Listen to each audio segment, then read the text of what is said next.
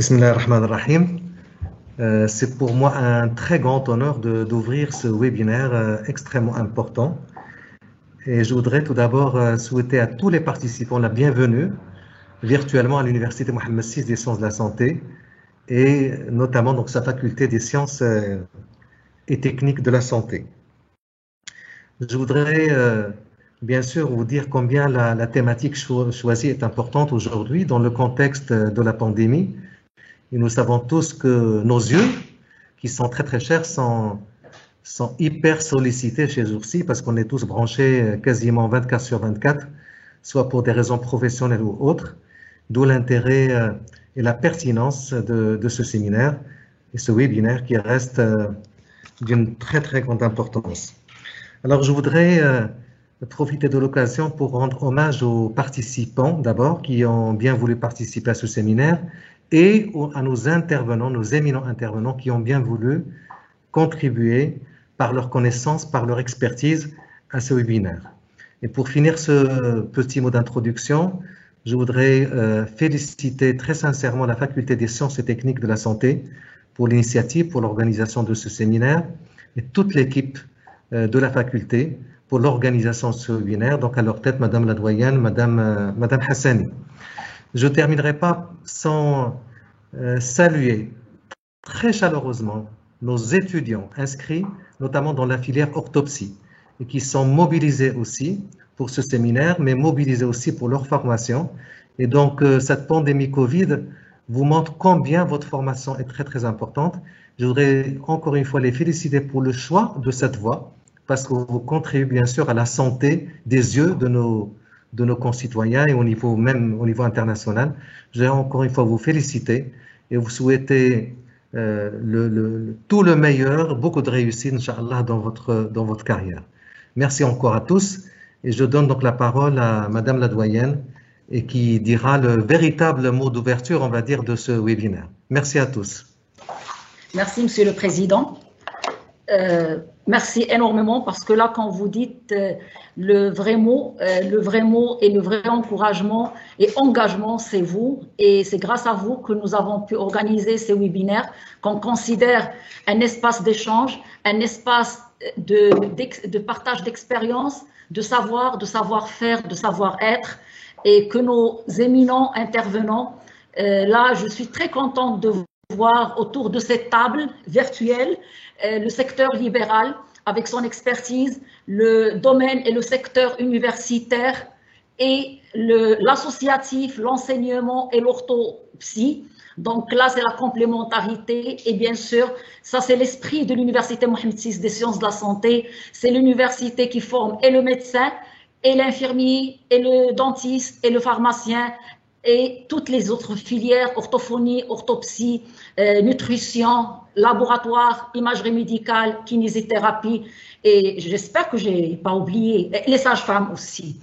Donc là, nous sommes au troisième rendez-vous des webinaires, après le premier qui s'est intéressé à la diététique nutrition, le deuxième qui s'est intéressé à la santé du corps, et de l'appareil musculo-squelettique et à cette harmonie corporelle avec les kinés et les psychomotriciens. Et nous sommes à ce troisième rendez-vous et bien sûr d'autres rendez-vous, Inch'Allah, vont suivre. Et nous sommes aujourd'hui invités, moi aussi, chez nos étudiants et nos enseignants de la filière toujours rééducation, réhabilitation, les orthoptistes et l'orthopsie qu'on appelle comme on dit, donc c'est une des options, comme disait tout à l'heure Monsieur le Président, l'œil, qui s'intéresse à l'œil, organe de sens, un des cinquièmes sens, l'œil que les poètes, les écrivains ont écrit beaucoup de choses par rapport que depuis notre bas âge, on s'intéresse à la vision. Et on est très préoccupé en étant parent, en étant mère, à la vision, aux problèmes de Strabo, aux problèmes de tout ceci-là. Ça nous perturbe là et ça nous intéresse. Et là, nous sommes aujourd'hui autour de cette table-là pour traiter l'œil au moment du confinement et le corps en entier avec la pandémie. Et là, je ne remercierai jamais assez les personnes qui ont accepté, malgré leur engagement, malgré leur agenda très chargé, d'animer et d'être avec nous. Merci énormément. Le programme va être modéré. J'ai aussi le plaisir d'avoir les étudiantes qui ont accepté d'être avec nous pour modérer et pour dire que l'autopsie, ils sont là et ils vont être toujours à côté et au service de la population et dans l'interdisciplinarité et l'esprit d'équipe de la santé des yeux en général, bien sûr avec d'autres formations et d'autres métiers qui s'intéressent aussi à l'œil. Il y a d'autres, bien sûr. Je donnerai tout de suite la parole aux intervenants et aux étudiantes. On a avec nous Esma Aboukir de deuxième année licence orthopsie. On a Rania Emhil aussi deuxième année option orthopsie et El Khelfi Samah première année orthopsie qui vont modérer et présenter. La parole est à toi, Esma Aboukir. Merci beaucoup. Bien sûr, pour les gens qui sont avec nous, les participants, je vous remercie énormément. Et là, je vous dis, c'est un des webinaires aussi intéressant. On va avoir beaucoup de conseils pratiques qui vont nous intéresser. D'abord, je vous remercie, Monsieur le Président et Madame la Doyenne, pour tous les efforts fournis. Je vous remercie également pour tout ce que vous faites pour la formation des étudiants. Donc, comme on le sait tous, depuis le 2 mars 2020, malheureusement, le Maroc a commencé à recenser des cas de contamination de plus en plus importants, comme partout dans le monde. Donc, bien sûr, les moyens de prévention sont primordiaux pour combattre cette pandémie. Pour ça, nous devons tous agir et sans exception. Et comme on dit clairement, mieux vaut prévenir que guérir. Mais avant, il faut bien comprendre l'importance de la prévision dans le contexte de la lutte contre ce virus pour ne pas aggraver justement les problèmes de santé, y compris l'œil, qui est d'ailleurs une voie d'entrée de ce virus. Et bien sûr, parce que notre vision et nos toutes premières préoccupations, on est là tous pour ça. Donc maintenant, nous allons s'intéresser spécifiquement sur l'impact du virus dans le fonctionnement ou l'activité de l'œil, mais aussi comment prendre soin de la santé généralement et de la santé visuelle en cette période de confinement. Donc, bien sûr, dans ce webinaire, nous allons essayer de répondre à nos interrogations, nous les orthoptistes, les professionnels de santé et le grand public. Donc, pour répondre à nos questions, on a l'immense plaisir d'accueillir avec nous Dr Chilli Chaper, qui a accepté de partager son savoir et son expertise. C'est aussi un médecin du secteur libéral, installé depuis 28 ans sur Casablanca. Il est chirurgien de la cataracte, strabisme et de la chirurgie réfractive. Il est aussi conseiller scientifique de l'Association marocaine de strabologie et ophtalmopédiatrie, AMSOP, et secrétaire aussi général de la société savante Accor, qui est atelier de controverse en ophtalmologie et réflexion. Donc, à vous la parole, docteur Chili. Alors, merci de me donner la parole, Madame El Hassani, et puis à votre suite, notre jeune étudiante. Merci de me donner la parole pour inaugurer cette session. Et à cet instant, je peux vous dire le plaisir qui est le mien d'être parmi vous, et ceci à double titre pour co-animer ce webinaire. Premièrement, parce que, comme l'a dit notre chère étudiante, la problématique du Covid-19 s'est invitée dans notre pays. Et aujourd'hui, comme elle s'invite aussi à l'université Mohamed VI des sciences de la santé, il est raisonnable d'en discuter entre nous. Secondo, je suis ravi parce que je voudrais rendre service aux jeunes de votre université pour les aider à mieux combattre et à se protéger leur famille contre cette infection à coronavirus. À travers vous, étudiants, étudiantes, et à travers vous, Madame la doyenne, je voudrais remercier Monsieur le professeur Najari et toute son équipe et toute la logistique qui est derrière, parce que malgré la distanciation sociale, nous sommes rapprochés grâce à l'informatique. Et je voudrais remercier bien entendu mes co-animateurs qui sont le professeur Bouhezza et Madame Benrouijel. Et espérons donc que ce webinaire trouve écho et favorable et succès auprès de notre public. Alors, comme vous le savez, la nouvelle est tombée il y a quelques jours. L'écran, il n'est pas partagé, pardon. L'écran, il n'est pas partagé, professeur. Ah bon? Alors, je reviens. Excusez-moi, alors, partager. Voilà, et là?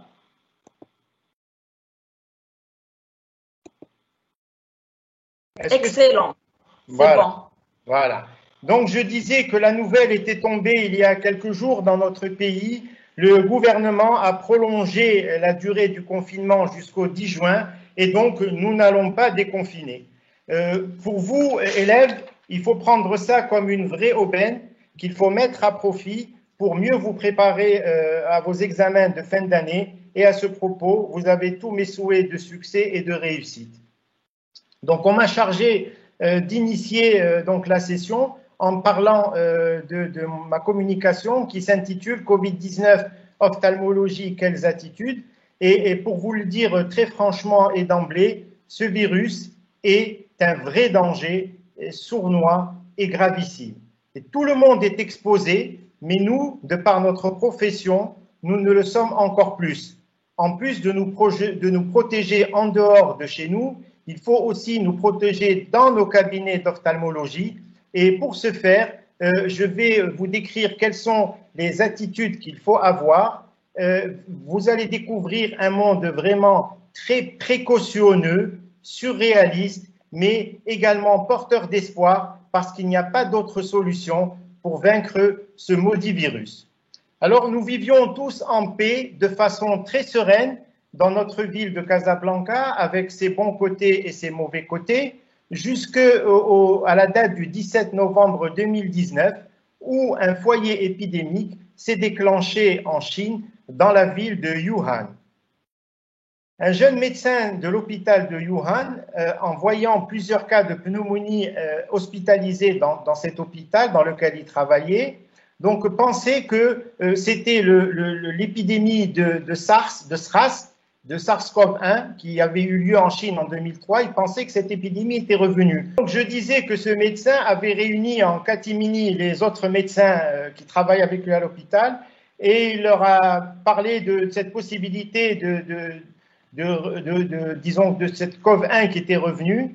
Et donc ce n'est pas tombé dans l'oreille d'un sourd. Le directeur de l'hôpital en a eu bruit et donc il a avisé les instances de tutelle et ce médecin a été arrêté pour rumeur infondée et pendant son interrogatoire, eh ben son état s'est aggravé. Ce médecin s'appelle le docteur Li Wenliang, il avait 34 ans et il est décédé après avoir été hospitalisé en réanimation, intubé, ventilé. Il est décédé des suites d'une pneumonie gravissime et du statut de traître, il est devenu héros et martyr de la nation.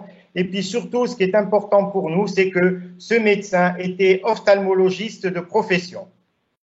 Et depuis, donc, cette épidémie a diffusé dans le monde entier, devenant une véritable pandémie, touchant 193 pays, contaminant plus de 4,5 millions de personnes et faisant tuer à environ 320 000 personnes.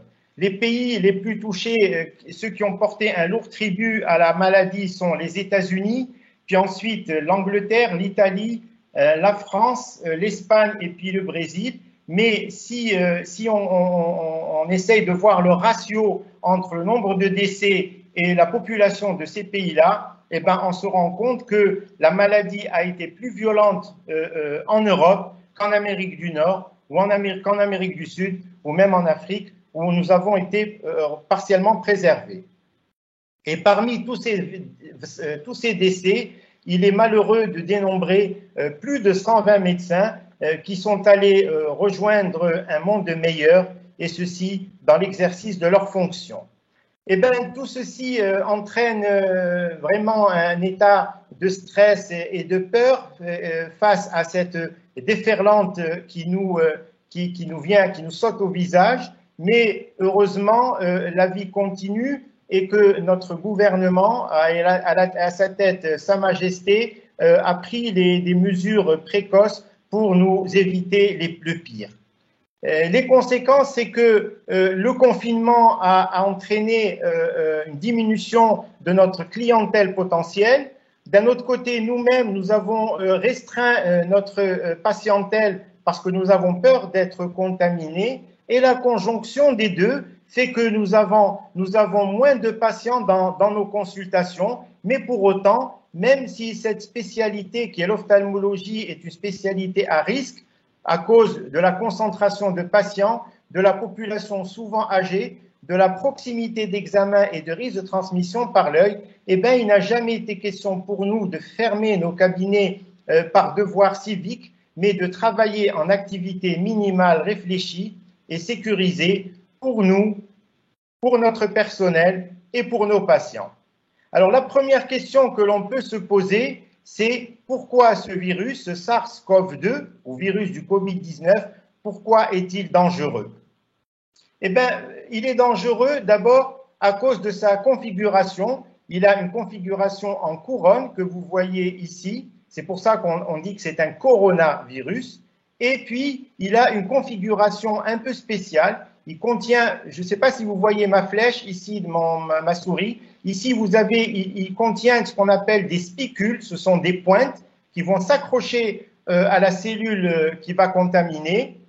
Il a une enveloppe ici en rouge qui le protège contre d'éventuels anticorps que notre organisme pourrait lui administrer. Donc, il se protège bien. Ici, ces petits pistons que vous voyez, c'est une protéine qui va permettre la fusion de l'enveloppe du virus avec la membrane de la cellule contaminée. Et puis surtout, à l'intérieur, ici, en ressort, c'est son code génétique, c'est-à-dire toute la possibilité de sa virulence. Et le moyen de contamination est aussi dangereux. Le virus va d'abord se lier à la membrane d'une cellule, puis ensuite, il va la pénétrer et à l'intérieur de la cellule, il va libérer son code, disons que ces fragments de gènes, et la cellule qui a été parasitée va elle-même se mettre à fabriquer des cellules virales. Et une fois que ces cellules virales sont fabriquées, elles vont quitter la cellule et aller contaminer d'autres cellules. Et ce faisant, pendant cette phase de réplication, et le virus, et c'est ça la gravité qui procure, c'est qu'il peut subir ce qu'on appelle une mutation, c'est-à-dire ce sont de nouveaux caractères génétiques, et ce virus va commencer à mieux s'adapter, à mieux se reproduire, et donc il va être plus dangereux. Mais cela ne suffit pas, ce virus a aussi une affinité pour les cellules humaines, 10 à 20 fois supérieure à celle du virus précédent, le SARS-CoV-1 qui avait infecté la Chine en 2003, selon un rapport publié par des chercheurs australiens. Et c'est un virus qui est tueur-né, c'est-à-dire on est à 330 000 décès et ce n'est pas encore terminé, alors que le SARS-CoV-1, c'est-à-dire le virus du SRAS, n'avait fait que 800 morts. Un autre facteur de gravité pour ce virus, c'est qu'il se répand avant de se révéler, c'est-à-dire il va venir s'installer au niveau de la gorge d'un patient contaminé, il va y rester le temps qu'il veut, c'est un virus qui est vicieux, il peut rester 2 jours comme il peut rester 1 mois, et pendant ce temps-là, le malade ne se plaint de rien, donc il va avoir le temps de contaminer d'autres patients au niveau de son entourage, au niveau de son milieu professionnel, et c'est qu'après que ce virus va aller toucher le poumon, le cœur, d'autres organes comme l'intestin, le foie et le rein, d'où sa gravité en terrain un peu fragile, et c'est un virus qui est très agressif, et c'est pour ça que les malades finissent en réanimation et finissent par décéder à cause d'une défaillance multiviscérale. Contrairement au SARS-CoV-1, celui qui a occasionné le SRAS en 2003, eh bien celui-là, il va directement aller au niveau du poumon, rapidement, en 2 à 3 jours, et le malade n'a pas le temps de contaminer d'autres. Autre facteur de gravité, c'est que c'est un virus qui est nouveau et que nous n'avons jamais rencontré et que lui non plus ne nous a jamais rencontré, contrairement au virus de la grippe auquel nous nous sommes habitués. Et donc, nous n'avons pas le temps de développer des anticorps pour nous défendre contre lui. C'est ce que nous appelons la mémoire immunitaire. Et enfin, autre facteur de gravité, si vous regardez ce tableau, je vous ai mis 2 colonnes, une colonne en rouge et puis une colonne en bleu. Dans la colonne en rouge, parmi la population de malades contaminés, 30% d'entre eux ne présentent aucun symptôme, c'est-à-dire ils vont bien. 55% présentent des symptômes légers à moyens, peut-être un petit mal de gorge, une petite toux, juste un rhume, rien de banal. Et 10% vont représenter des symptômes forts à type de troubles respiratoires et 4%, eux, vont présenter des symptômes extrêmement forts et c'est ceux-là qui vont se retrouver en réanimation, qui vont être hospitalisés et c'est dans cette tranche-là que nous avons le plus fort taux de mortalité. Donc, tout ça pour vous dire que c'est à peu près, vous avez 86% de ces malades contaminés qui présentent soit pas de symptômes, soit des symptômes légers. Et c'est pour ça que la deuxième question qu'il faut se poser dans nos cabinets, c'est de savoir est-ce qu'il y a un patient qui possède le Covid, mais qui soit bien portant dans notre salle d'attente. Et donc, c'est bien ce patient Covid+, qui représente le danger. Et sachant que, comme je vous l'ai dit, un patient Covid+, peut jamais ne déclarer sa maladie, vous avez vu dans 30% des cas, aucun signe, 55% très peu de signes, et qu'une personne saine, pendant combien de temps elle peut être contagieuse, là aussi, on n'en a aucune idée précise parce que, je vous dis, la période d'incubation, elle est très variable de quelques jours à un mois. Et donc, cette transmission à partir de cas asymptomatiques et réels, elle a été décrite dans plusieurs articles, même si elle n'a pas été chiffrée, comme l'explique aussi le cas de cluster que nous avons au sein de certaines familles. Donc, la conclusion logique, c'est que dans notre consultation, il est nécessaire de prendre des précautions et de considérer tout patient bien portant qui vient nous consulter, le considérer comme étant un Covid positif jusqu'à preuve du contraire et qu'il peut être un maillon dans la chaîne de transmission de la maladie. Et d'ailleurs, déjà, nos assistantes ont la consigne et ont le devoir de trier nos malades. C'est des malades qui présentent une grippe ou bien qui perdent le goût ou qui perdent l'odorat, ce signe fortement évocateur de Covid. Déjà, ceux-là, on les élimine de notre consultation. Pour ceux qui restent et qui sont apparemment bien portants, eh bien, ceux-là, il faut s'assurer qu'ils représentent une urgence et à ce moment-là, les consulter. Mais s'ils ne sont pas une urgence, il faut alors différer la consultation après le confinement. Alors, pour ceux qui sont confinés chez eux et qui n'ont pas pu venir nous voir, ben, il ne faut pas couper quand même le lien que nous avons entre eux. Il faut répondre à leur état de santé, soit par téléphone, soit par les réseaux sociaux. Et là, ça entre dans le cadre de ce qu'on appelle du téléconseil. Ce n'est pas la téléconsultation parce qu'elle est beaucoup plus normative et beaucoup plus encadrée. Ou bien parfois, on est surpris d'avoir des malades qui nous envoient un courrier par mail pour nous raconter leur malheur. Donc, il faut tout le temps observer, ouvrir sa boîte mail pour voir si un de nos patients ne nous a pas écrit. Alors, troisième question, quelles sont les mesures, une fois qu'on a vu que le virus était dangereux et que les Covid+ étaient dangereux, maintenant, quelles sont les mesures pour briser la chaîne de contamination? Alors, vous savez qu'il y a deux modes de contamination. La contamination par l'air, c'est ce qu'on appelle la contamination aéroportée. Alors, cette contamination par l'air, la simple expiration, regardez avec ma souris, ma simple expiration peut amener des gouttelettes de virus jusqu'à une distance de 1,5 mètre. C'est pour ça que nous disons que la distanciation minimum doit être de 2 mètres. Avant, on disait 1 mètre. Mais après ces études, maintenant, on fait plus attention. Il faut qu'elle soit de 2 mètres au minimum. Mais par contre, si le malade tousse, les gouttelettes de virus peuvent être pulvérisées jusqu'à 3 mètres. Et s'il éternue, eh ben, ça peut aller jusqu'à 6 mètres. Je vous ai dessiné ici un enregistrement d'un éternuement à une fréquence de 1000 par seconde. Regardez ce qui se passe.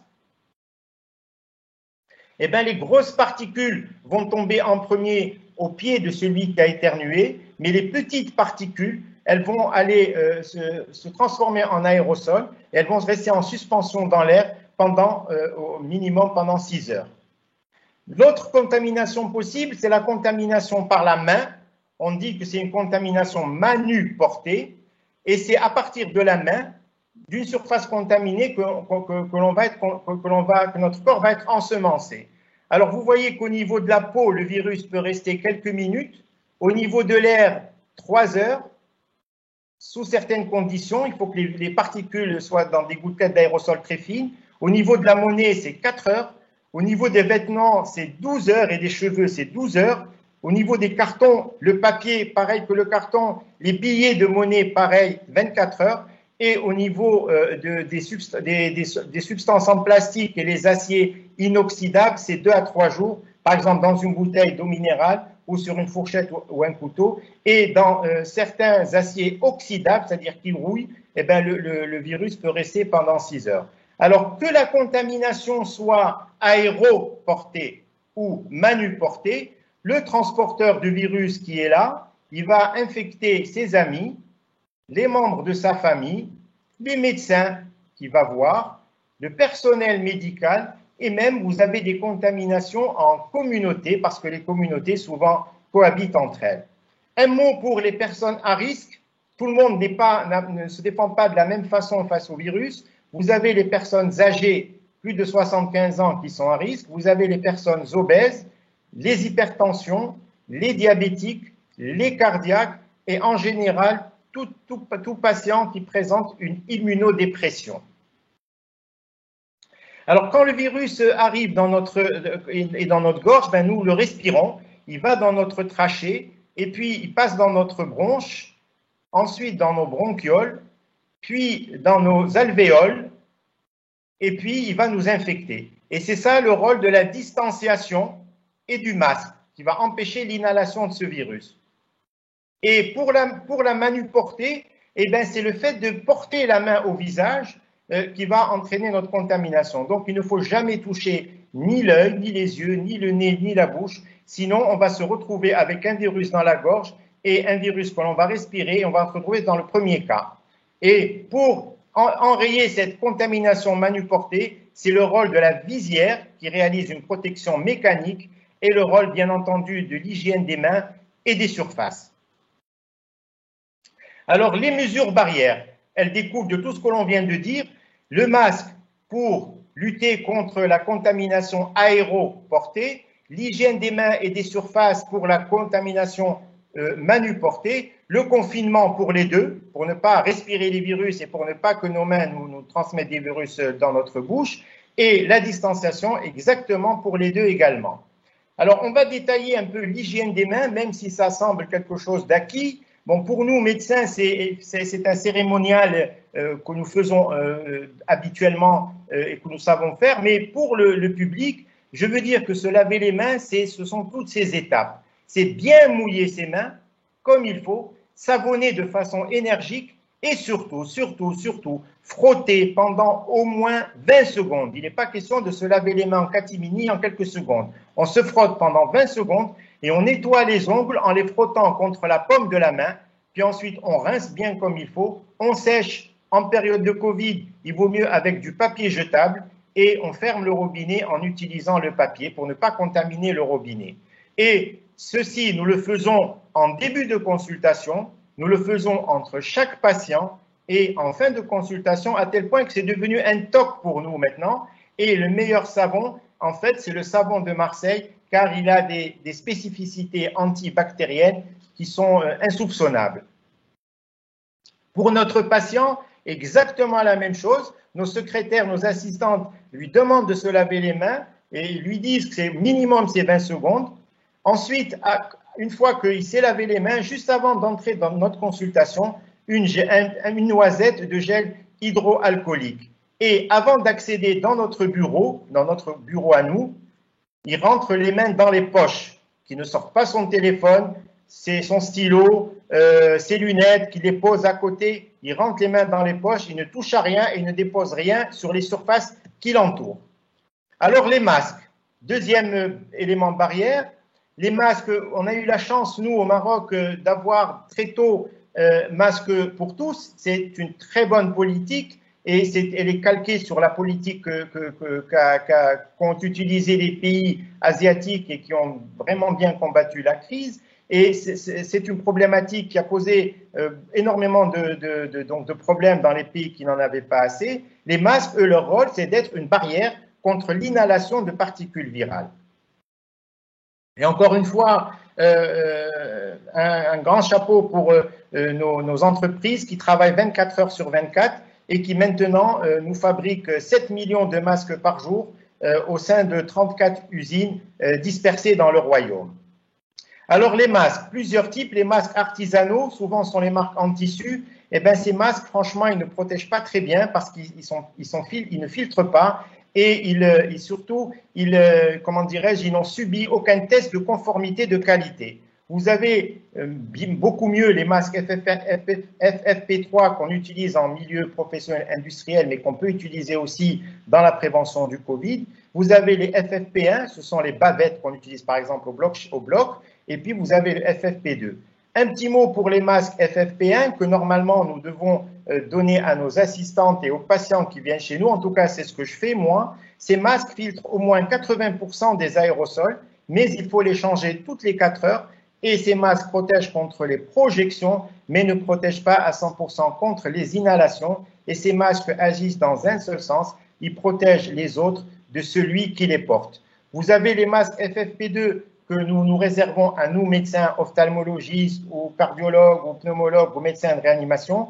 Eux, ils filtrent au moins 94% des aérosols, donc ils sont plus filtrants, mais il faut les changer toutes les 8 heures. Et comme ils contiennent un filtre qui filtre les particules à l'entrée et à la sortie, eh bien, ce sont des masques qui protègent à double sens, c'est-à-dire celui qui les porte et les autres.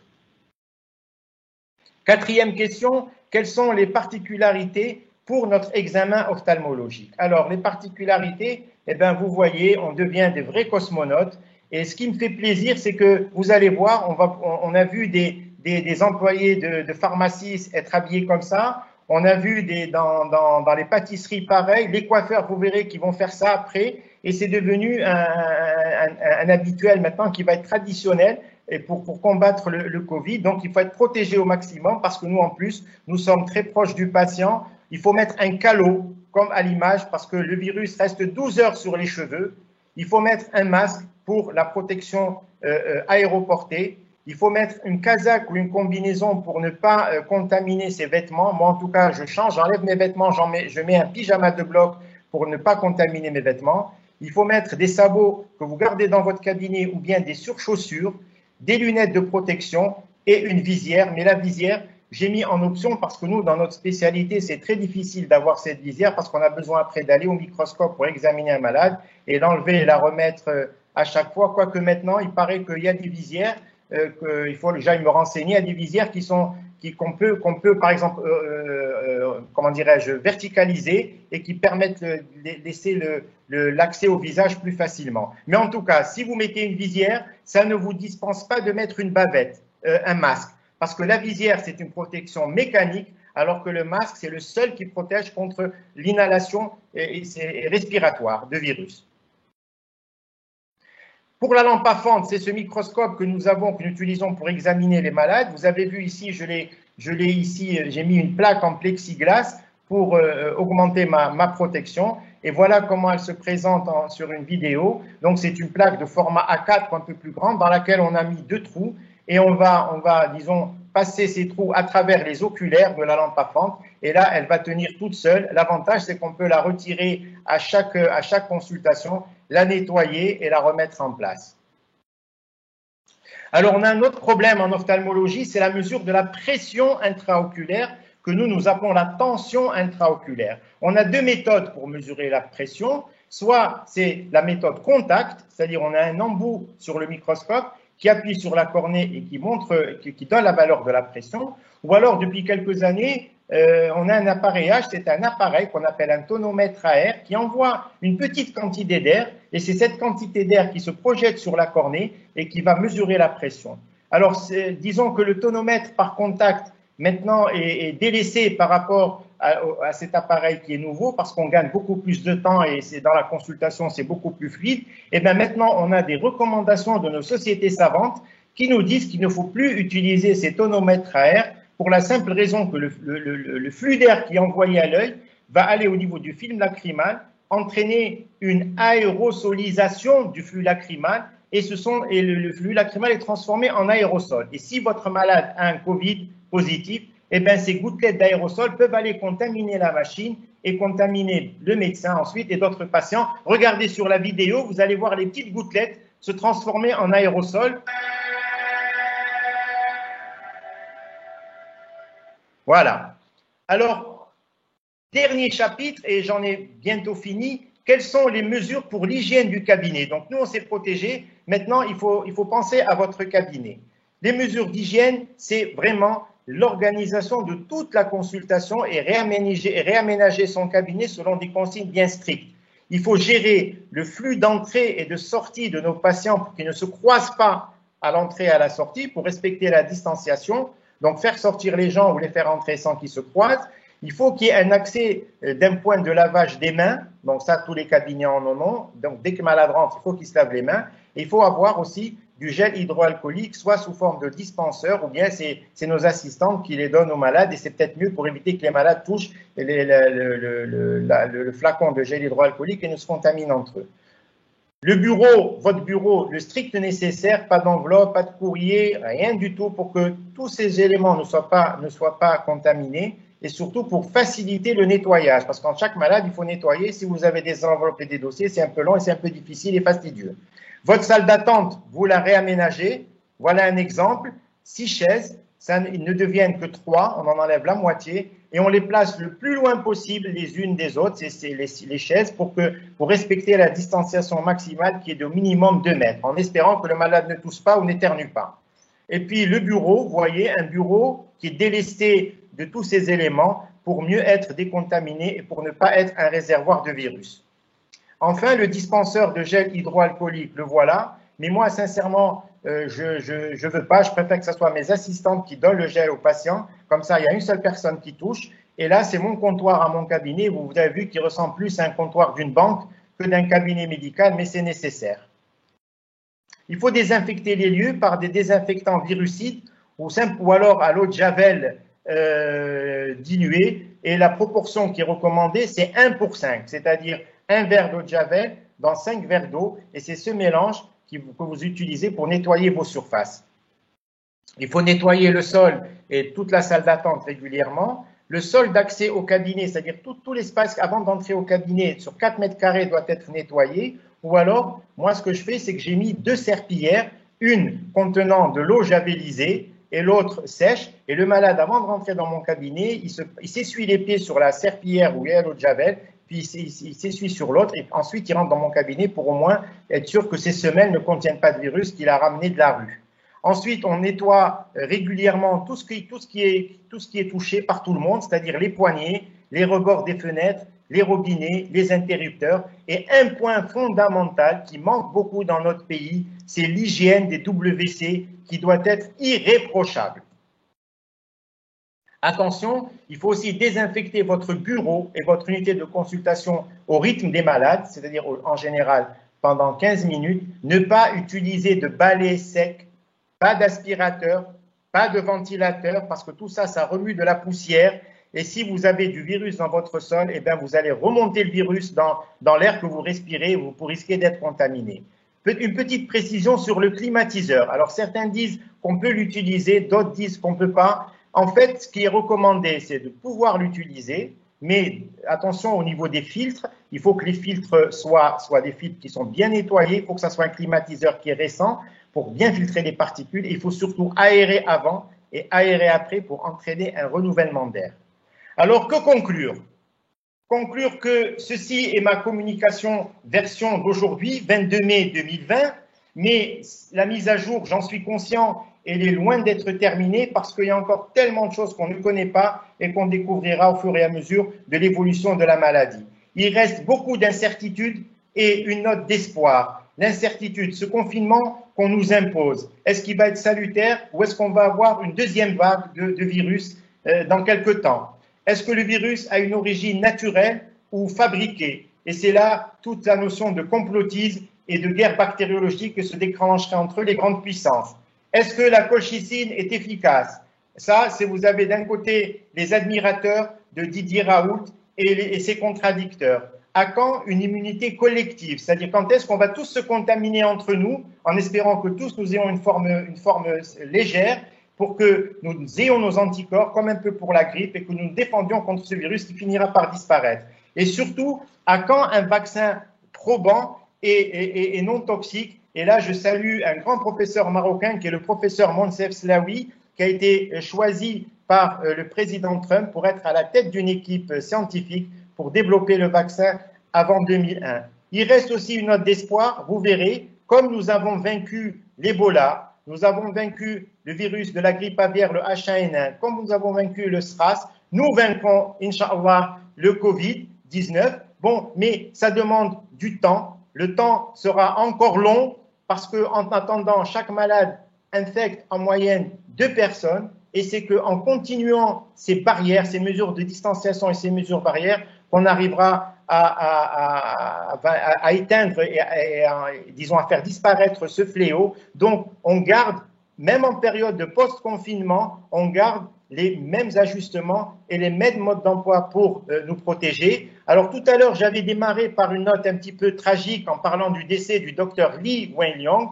Là, je voudrais terminer sur une note un petit peu humoristique. C'est une caricature qui se passe en Afrique subsaharienne, mais qui pourrait se passer même chez nous. Hein.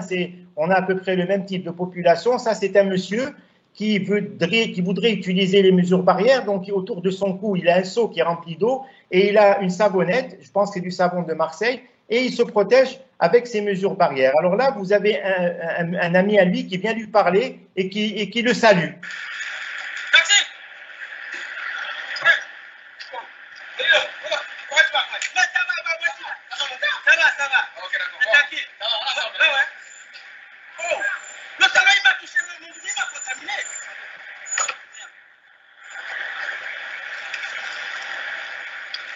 Tu viens toucher les gens, tu ne vois pas que les mesures barrières, tiens comment hein? Regarde-moi quelqu'un. Tu viens embêter les gens, tu fais comme si tu faisais. Regarde les choses comme ça. Oui. Bon, reste là, parce que le piège, ça te joue. On a besoin de toi. Merci beaucoup. Merci.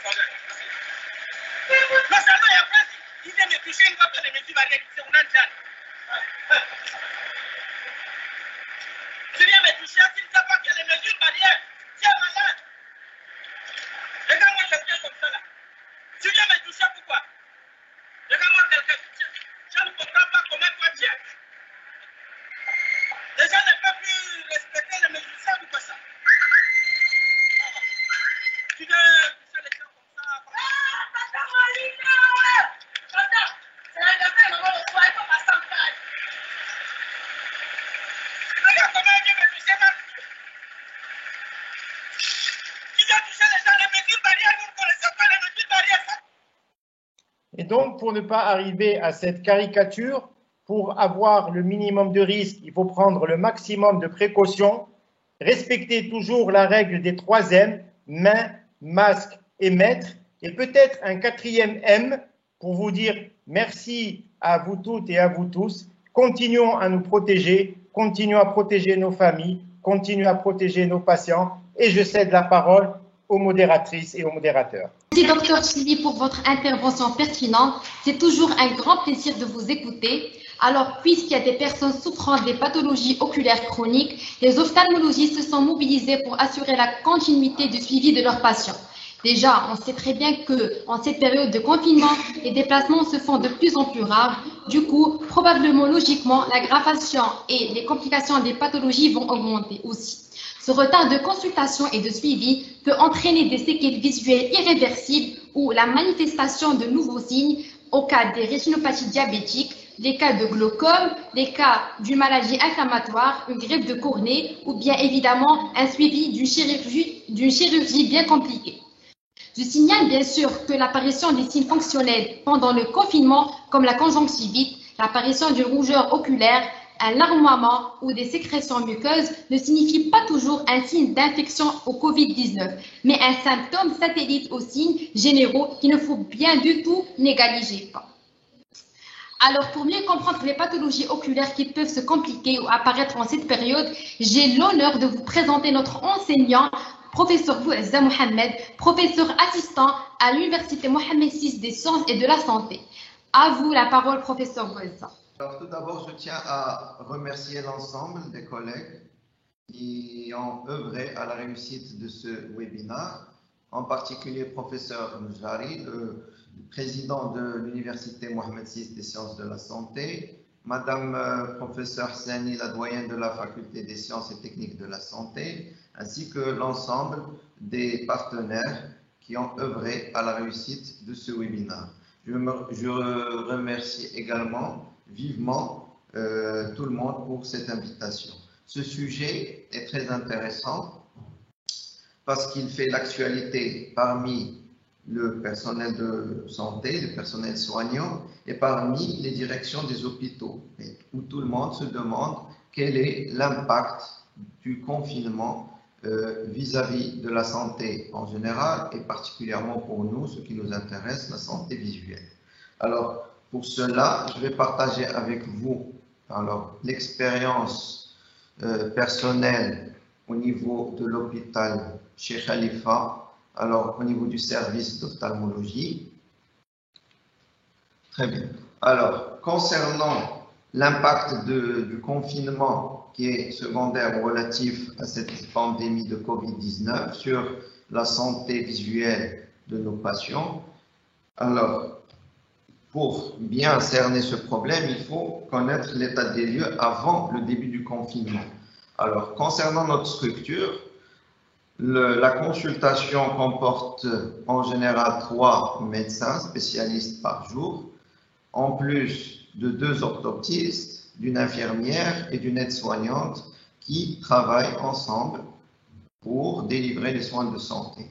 Alors, une moyenne de nos consultations hebdomadaires, c'est environ 250 nouvelles consultations hebdomadaires en moyenne, en plus d'une soixantaine d'explorations visuelles qui comportent des champs visuels, des angiographies rétiniennes, des OCT, des échographies oculaires, des topographies et j'en passe, plus une vingtaine d'actes de petite chirurgie, essentiellement des injections intravitréennes, des petits actes de chirurgie, notamment les régions, les chalazions, etc. et une dizaine d'actes majeurs de chirurgie, y compris la chirurgie de la cataracte. Donc ça, c'était notre activité avant le début du confinement. Et puis, à l'annonce du confinement, la mi-mars, on a assisté à une chute, à une annulation massive des consultations pendant pratiquement maintenant 2 mois. Alors actuellement, donc cette période de confinement, la moyenne de consultation, c'est environ 20 consultations hebdomadaires, 5 explorations hebdomadaires et quelques actes de petite chirurgie. Et bien, les interventions, en tout cas les programmées, concernant la chirurgie des annexes, la cataracte et le segment postérieur, aucune chirurgie programmée.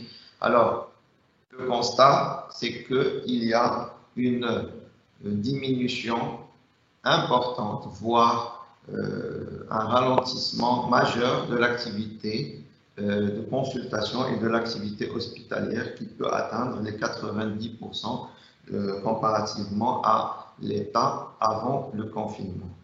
Donc, la question qui se pose, alors ces patients-là qui ne viennent plus en consultation, certes, ils sont toujours malades, et puis ils préfèrent se protéger, se confiner, alors aux dépens de leurs problèmes, de leur santé visuelle.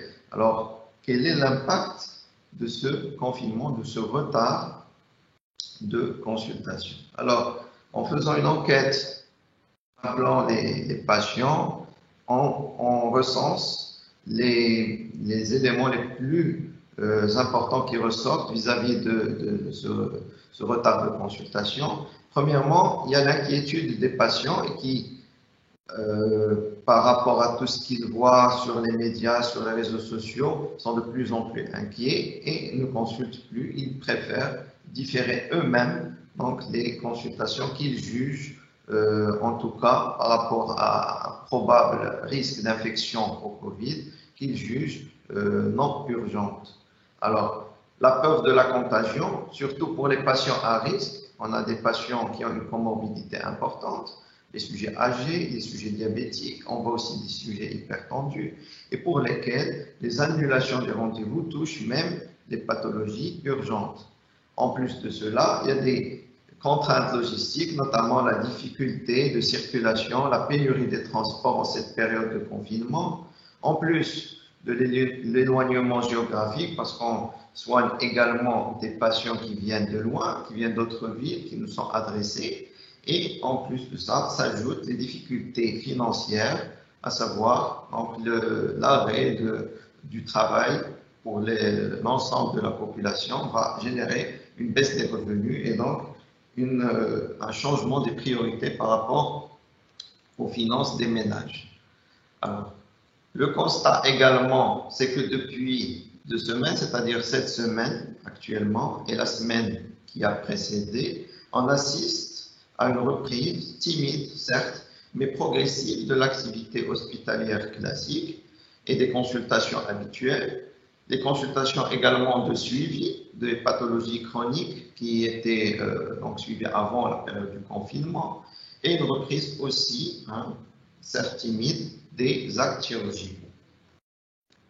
Alors, après ce début de la reprise de l'activité, il y a un constat qui est très important et qui a été rapporté par l'ensemble de mes collègues, c'est qu'ils ont tous eu au moins un cas d'évolution défavorable, c'est-à-dire qu'un patient suivi avant le confinement et qui était équilibré, qui était stable, voit sa pathologie évoluer, s'aggraver après 2 mois d'arrêt et de report de consultation. Alors, je vais passer rapidement l'ensemble des pathologies les plus fréquentes qui subissent une aggravation et qui sont potentiellement aggravées par le confinement. Je parle initialement de la rétinopathie diabétique qui constitue un problème de santé publique au Maroc. Alors, les déséquilibres de la glycémie, parce que les consultations chez les endocrinologues se sont faites retardées, en plus du mois sacré de Ramadan où on observe une perturbation du rythme de la vie, de l'hygiène de vie, tout ça fait que les déséquilibres s'aggravent et par conséquent, les atteintes ophtalmologiques, à savoir les œdèmes maculaires, qui on voit cette semaine, on a eu des patients qui ont une aggravation de leur œdème maculaire et une baisse de leur acuité visuelle. On voit aussi également la progression de la rétinopathie diabétique à cause des reports des séances de laser. Il y a un certain nombre de patients qui s'aggravent et qui passent vers les stades plus avancés de la rétinopathie diabétique avec le risque de développer des complications qui sont cécitantes, par exemple le glaucome néovasculaire, les hémorragies du vitré et j'en passe. Deuxième pathologie qui est affectée par le confinement lors de cette pandémie, les pathologies glaucomateuses. Vous savez déjà que ces pathologies touchent essentiellement les sujets âgés qui sont vulnérables vis-à-vis de l'infection au Covid-19, avec un report de consultation et de suivi qui majore le risque de progression de la pathologie et d'altération de la fonction visuelle de façon définitive. Et ceci est d'autant plus vrai que les patients étaient mal équilibrés avant le début du confinement. Il y a une population aussi à risque, ce sont les patients qui sont à un stade avancé, les patients monophthalmes, et puis on a vu des patients qui nous appellent quant à l'observance du traitement qui, en période normale, arrivaient à gérer et à se faire traiter par les traitements médicamenteux qui, comme on le sait, sont très coûteux. Et en cette période de confinement, on a eu plusieurs demandes de patients qui nous demandent de changer leur prescription pour des médications moins coûteuses, génériques, donc pour alléger leur situation financière. Et ensuite, vis-à-vis des urgences ophtalmologiques, on a assisté à une chute de l'activité des urgences, mais paradoxalement, les patients qui viennent, ils viennent en retard diagnostique et en retard de prise en charge. Alors, on a eu des plaies qui sont négligées de plusieurs jours, des décollements de rétine qui traînent depuis plusieurs semaines, Et même pour les urgences oncologiques, j'ai eu un entretien avec mes collègues de l'hôpital Beyrouth concernant les rétinoblastomes qui sont des tumeurs hautement malignes et dont le suivi se fait au long cours. Eh ben, les médecins font les mains et les pieds pour appeler et inciter les parents à ramener les enfants pour ne pas interrompre leurs soins et leur traitement au niveau de l'hôpital Beyrouth.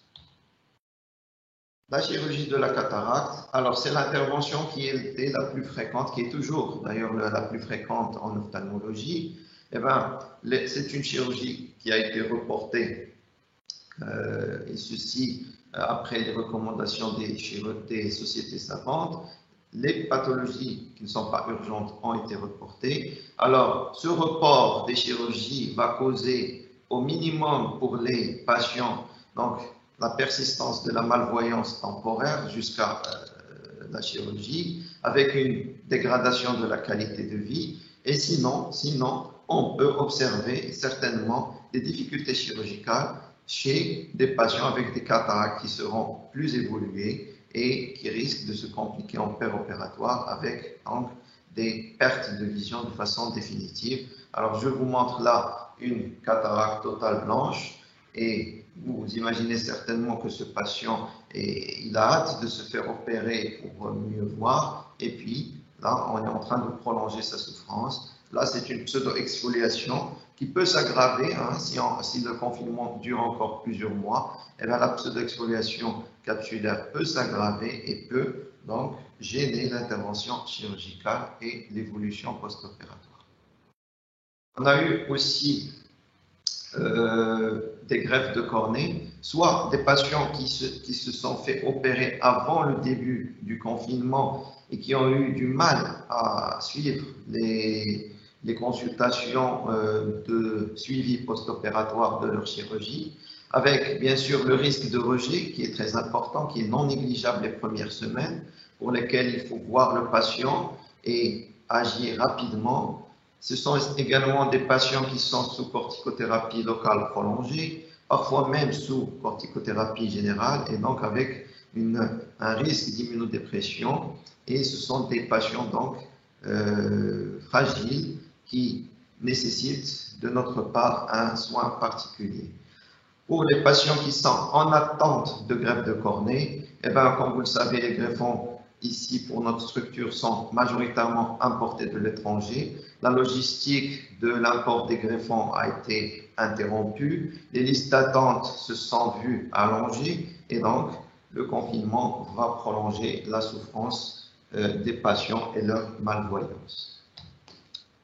Alors, il y a quelques pathologies qui ont par contre bénéficié de ce confinement, notamment les conjonctivites allergiques. Alors, grâce au confinement, on ne sort plus de chez soi, on est confiné, on ne s'expose plus aux allergènes de l'environnement. Avec le lavage fréquent des mains, le port de masque et les gestes barrières, l'exposition au pollen diminue et les conjonctivites saisonnières qu'on voyait durant cette période de printemps en nette augmentation, elles vont se diminuer de fréquence. Également, les conjonctivites virales, notamment l'adénovirus, elles sont en baisse parce que les mêmes gestes barrières, le lavage des mains, le confinement, font que la transmission et la contagion par les autres virus est également diminuée.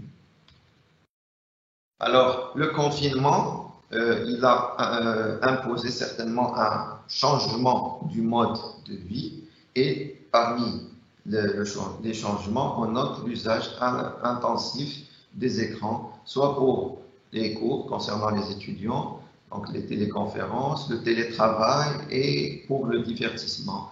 Et donc, l'ensemble de cette agression pour le système visuel donne une interaction avec la surface oculaire et qui va essentiellement donner une augmentation des symptomatologies de sécheresse oculaire, à savoir les yeux rouges, les démangeaisons, les larmoiements chroniques, les visions floues, et tout ça va finir par entraîner une fatigue visuelle. Et Madame Boulogil va parler bien sûr en détail de ces interactions, surtout chez les enfants en cette période de confinement.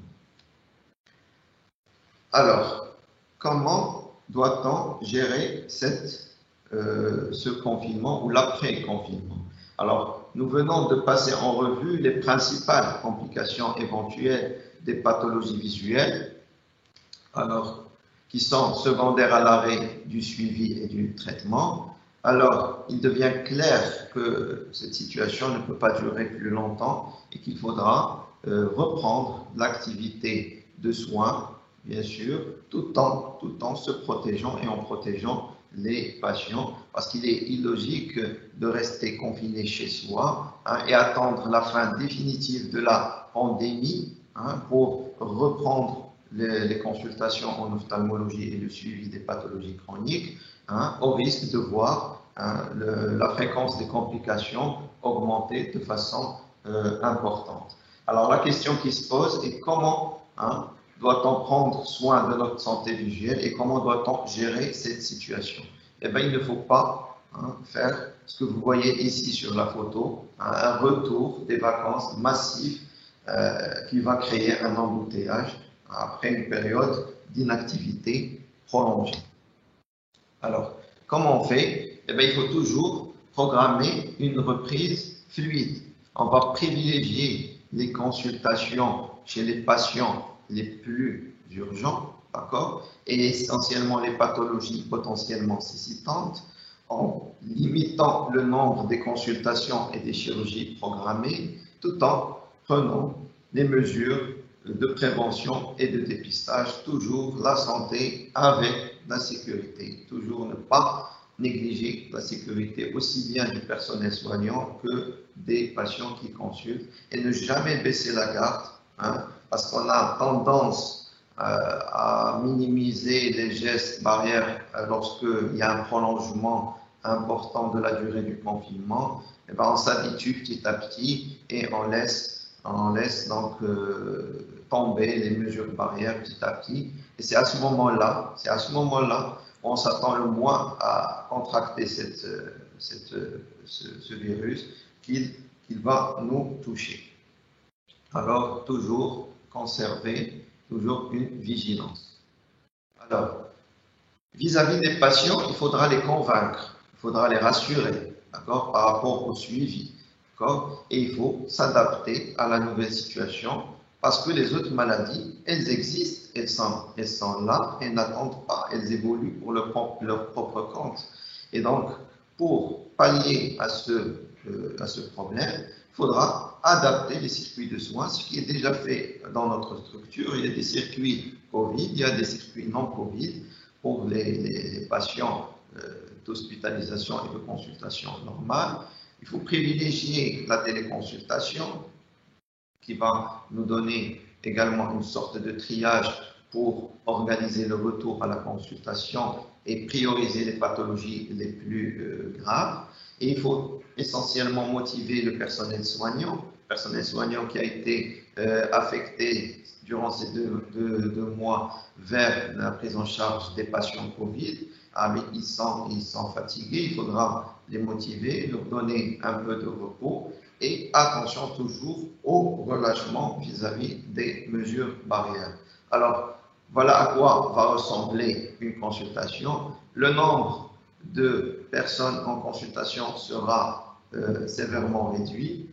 Et puis, les mesures barrières, les panneaux en plexiglas entre le secrétariat et le patient, la distance entre les patients de 2 mètres, le lavage des mains à la solution hydroalcoolique, le nettoyage permanent des surfaces et bien sûr, le docteur Schlee, il a bien insisté sur le port des masques pour l'arrêt de la contagion et l'arrêt de cette pandémie. Alors notre société savante, la Société marocaine d'ophtalmologie, a déjà rédigé les recommandations pour la reprise de la consultation après le déconfinement. Il y a des recommandations pour les consultations, pour le bloc opératoire et pour le triage des patients pour minimiser au maximum le risque de contamination et pour donc, le suivi des patients à risque.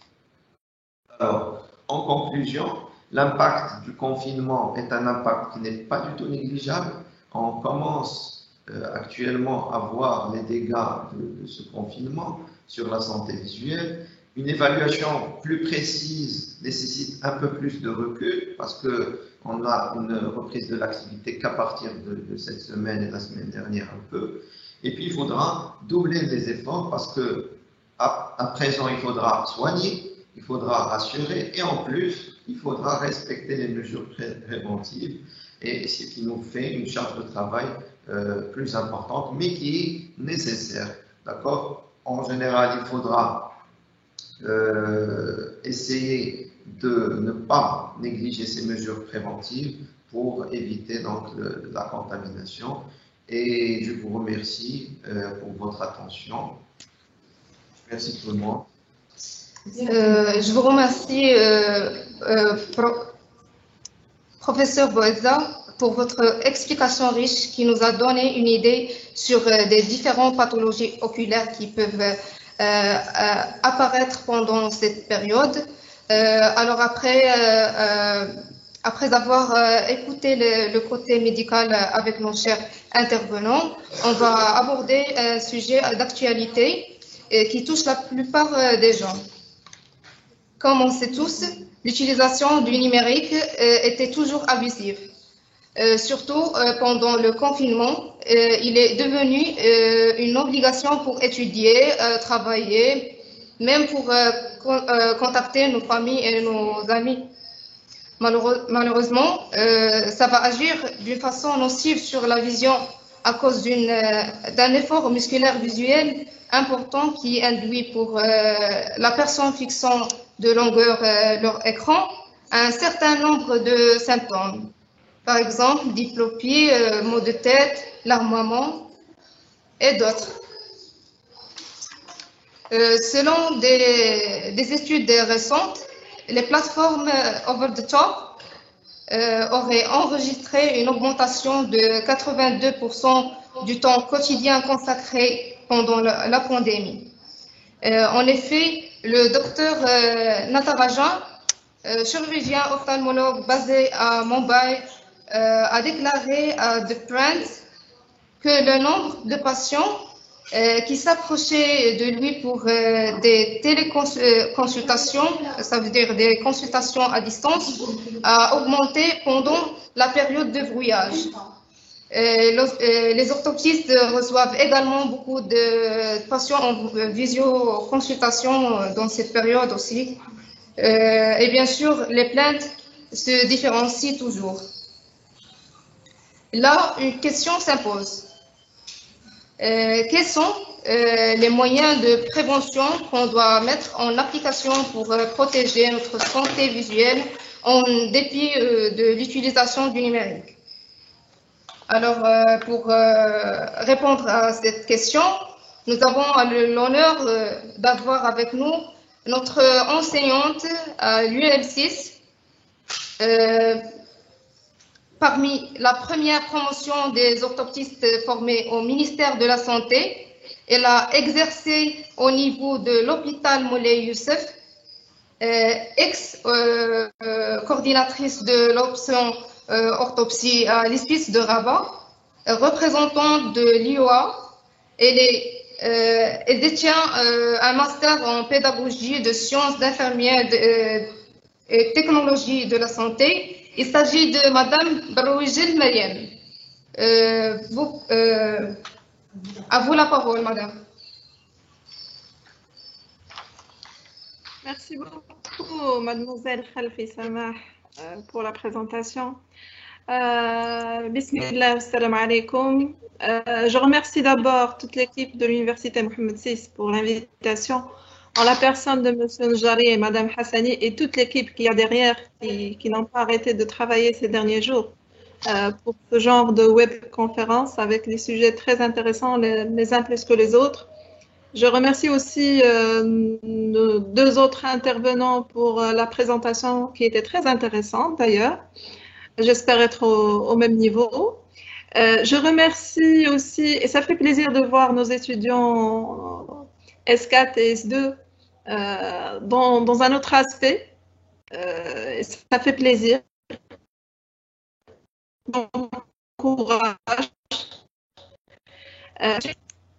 était de faire un peu la relation entre le côté orthoptique et ce que nous vivons aujourd'hui. Donc, le sujet, c'était la STL et l'utilisation du numérique. Alors, d'abord, pourquoi ce sujet? Le sujet vient dans un cadre où le confinement nous impose, comme a dit le docteur tout à l'heure, M. Boisa, du télétravail pour beaucoup d'entre nous, la formation en ligne pour nos élèves, nos étudiants et tous les formateurs. Bien sûr, pour se reposer, nous sommes dans une situation de réseau social et de travail, enfin de regarder des films et beaucoup d'activités en vision de près en numérique. Et bien sûr, nous sommes interdits, jusqu'à preuve du contraire, nous sommes interdits de sortie. Et du coup, nous sommes dans la vision de près, dans un cadre très restreint. Qu'est-ce que alors le fait de dire ça et cette image-là peut essayer de représenter ce que nous vivons chaque jour pendant ce confinement. Eh ben, que supportent nos yeux exactement? Alors, je vous laisse voir des photos qui, pour moi, me font très mal au cœur, mais c'est ce que vivent nos yeux chaque jour. Alors, le travail le soir, l'après-midi, on éteint tout, on a notre PC devant nous, des heures de travail, de la lumière qui est éteinte aux alentours. Nos enfants, malheureusement, à force des choses, on est occupés, ils ne peuvent pas sortir, donc ils sont souvent devant un outil numérique en visant de près, quoi que soit l'âge. Nous travaillons aussi sur PC, sur téléphone de longue durée, en vision de près, en vision de loin. Nos écrans sont utilisés dans différentes postures, donc vous voyez les images là, et vous explique ce qu'on vit généralement. Alors, quand vous voyez ici dans l'image, on est incliné, on dort et on utilise quand même notre téléphone. Dans cette image, cette personne-là est en train de perturber sa vision binoculaire parce qu'il utilise beaucoup plus son œil droit que son œil gauche. Et bien sûr, le téléphone, n'arrêtant pas de parler de la lumière qui gêne l'œil, la rétine aussi. Et ce genre d'outils qui commence à apparaître, je ne sais pas si vous êtes au courant, mais je suis contre aucune société. Cet outil qui, pour moi, comme orthoptiste spécialiste dans la vision, fonctionne. Le téléphone qu'on met autour du cou, et comme c'est bien déclaré pour le vendeur, c'est que c'est un porte-téléphone, c'est un support téléphone pour les paresseux. Et donc, ça oblige pour moi la personne à garder son téléphone en vision de près tout en faisant d'autres activités. Soi-disant, c'est un atout, mais vous allez voir que ce n'est pas la vraie image. Alors, quelles sont les mauvaises habitudes? Donc là, en essayant d'étaler toutes ces mauvaises habitudes, chacun d'entre vous va se retrouver dans une ou plusieurs mauvaises habitudes. Regardez les objets de trop près. Et quand je dis objet, ça veut dire téléphone, ça veut dire toute activité de près. Le temps d'utilisation d'outils numériques. Le manque d'heures de sommeil. Ne pas cligner les yeux. Travailler à l'intérieur sans sortir, ne pas interrompre l'activité en vision de près, c'est-à-dire on est toujours dans le près, ne pas porter ses lunettes de vue, mauvaise posture de travail devant l'ordinateur. Alors, combien, il y a une question qui survient, puisqu'on est souvent devant le téléphone, combien de temps on l'utilise? Il y a une étude dernièrement sur l'utilisation du téléphone qui est à peu près de 2 heures à 51 à 3 heures aux États-Unis selon une étude en 2017. Il y a peu de jours, donc ça fait 86 heures par mois. Alors l'utilisation du téléphone selon l'âge, donc sur ce diagramme, vous allez voir que plus on est jeune, plus on débourse beaucoup de temps, à peu près plus de 4 heures d'utilisation pour les moins jeunes, enfin les plus jeunes de 15 ans à 34 ans, mais plus on va vers l'âge, vers les personnes âgées, plus ça diminue. Il y a moins d'1 heure de consultation. Alors, selon un service de statistique, en 2020, le nombre d'utilisateurs de smartphones est à peu près, on va dire, 3 milliards d'individus. Donc, vous imaginez que tout le monde est concerné. Et là, il y a une spécificité chez les Japonais, surtout les lycéennes, c'est qu'elles utilisent apparemment, selon beaucoup d'études, 7 heures le téléphone par jour. Alors, quels sont les signes fonctionnels de la surutilisation de l'outil numérique? C'est-à-dire, si je suis quelqu'un qui est concerné par ce sujet, quels sont les signes qui devraient apparaître? Il y a certains signes qui ont été déclarés par mon collègue tout à l'heure. Alors, vous avez des signes qui concernent l'œil et vous avez des signes un peu plus généraux. Donc, la diplopie, vous voyez double, le flou visuel, la sténopie, c'est-à-dire la fatigue visuelle, la lourdeur oculaire. La lourdeur, vous sentez que les yeux commencent à prendre du poids au fil de la journée, la douleur oculaire, l'armoiement, les picotements et bien sûr les démangeaisons. Et là, on commence à frotter les yeux. Alors, frotter les yeux a plusieurs conséquences.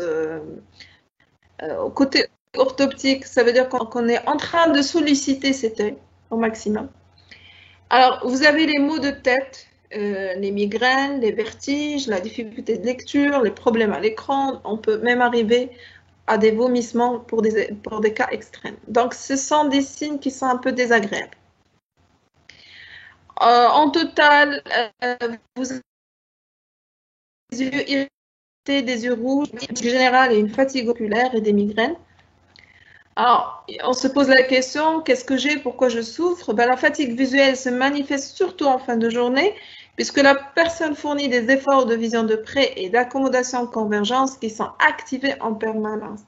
Donc, c'est devant des PC, des smartphones, de la télé, des tablettes, consoles de jeux, tout outil numérique.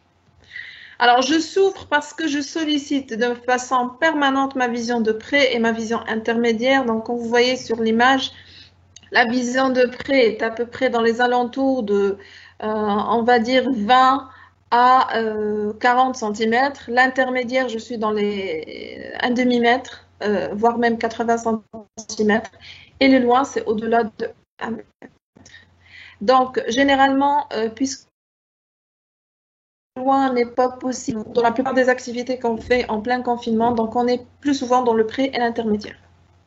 Alors, pourquoi je souffre? Il y a une existence d'un effort accommodatif important avec une convergence oculaire. Donc, le mouvement qu'on fait le plus souvent, c'est celui d'à gauche. Donc, on fait un effort de convergence permanente. Nos muscles sont toujours sollicités. Alors, mes muscles fournissent beaucoup d'efforts et donc j'ai mal. Donc, il y a beaucoup de douleur qui est, au début, elle est légère et après, elle commence à s'installer. Tout simplement parce que le cadre musculaire chez nous est le même que pour tous les autres muscles. Quand je dis les muscles oculomoteurs, au début le muscle n'a pas de problème, mais quand il y a une grande tension, le sang ne circule pas assez, le sang va entraîner une douleur accumulation et donc la musculaire va entraîner une sensation de douleur. Et donc, c'est un cercle vicieux tant qu'on n'a pas coupé les causes qui peuvent entraîner cette tension musculaire. Alors, qu'est-ce que je dois faire? Tant qu'il y a des signes qui sont clairs, j'insiste, les bonnes habitudes visuelles à adopter. D'abord, si je vois que ça persiste, que c'est trop, que je ne tolère pas, il faut commencer par un examen ophtalmologique qui a été assez détaillé par nos collègues. Et puis, une autre qui intervient à un autre échelon. Donc, l'examen ophtalmo, de manière générale, c'est juste d'étirer. Donc, il y a une mesure d'acuité, une réfraction automatique, une étude du fond d'œil, la tension oculaire et d'autres explorations, bien sûr. Tout dépend de chaque cas. Chaque cas est spécifique.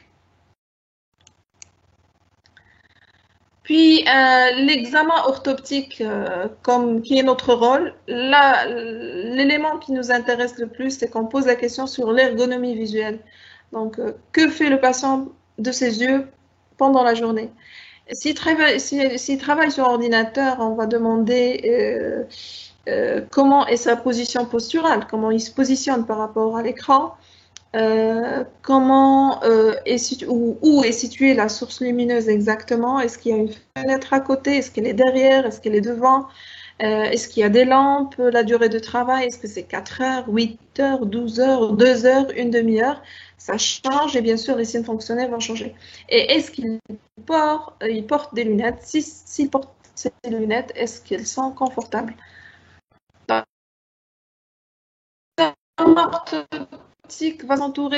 s'articuler comme orthoptiste, c'est l'acuité visuelle, l'état de la vision binoculaire, c'est la distance de la fusion ou de la diplopie, la vision des contrastes, l'étude de la déviation oculaire, l'étude de l'examen fonctionnel et l'exploration de la fonction visuelle.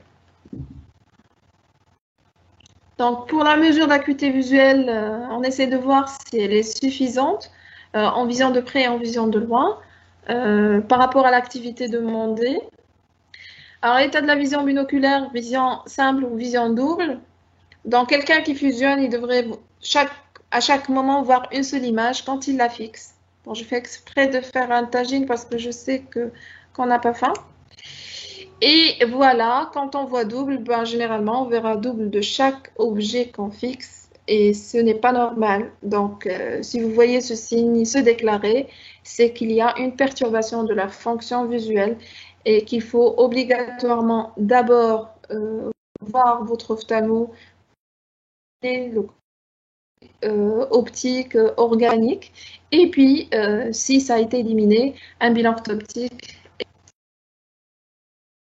Aussi un problème de vision de contraste, et ça vous le savez et vous le ressentez, le téléphone. La plupart des smartphones, là, ils sont adaptés tout seuls à l'éclairage extérieur, qu'ils adaptent leur contraste. Et c'est atteint de l'optiste, puisque ce qui est écrit et le fond où c'est écrit, ils doivent être très contrastés. Donc, si c'est du noir, ça doit être écrit sur du blanc.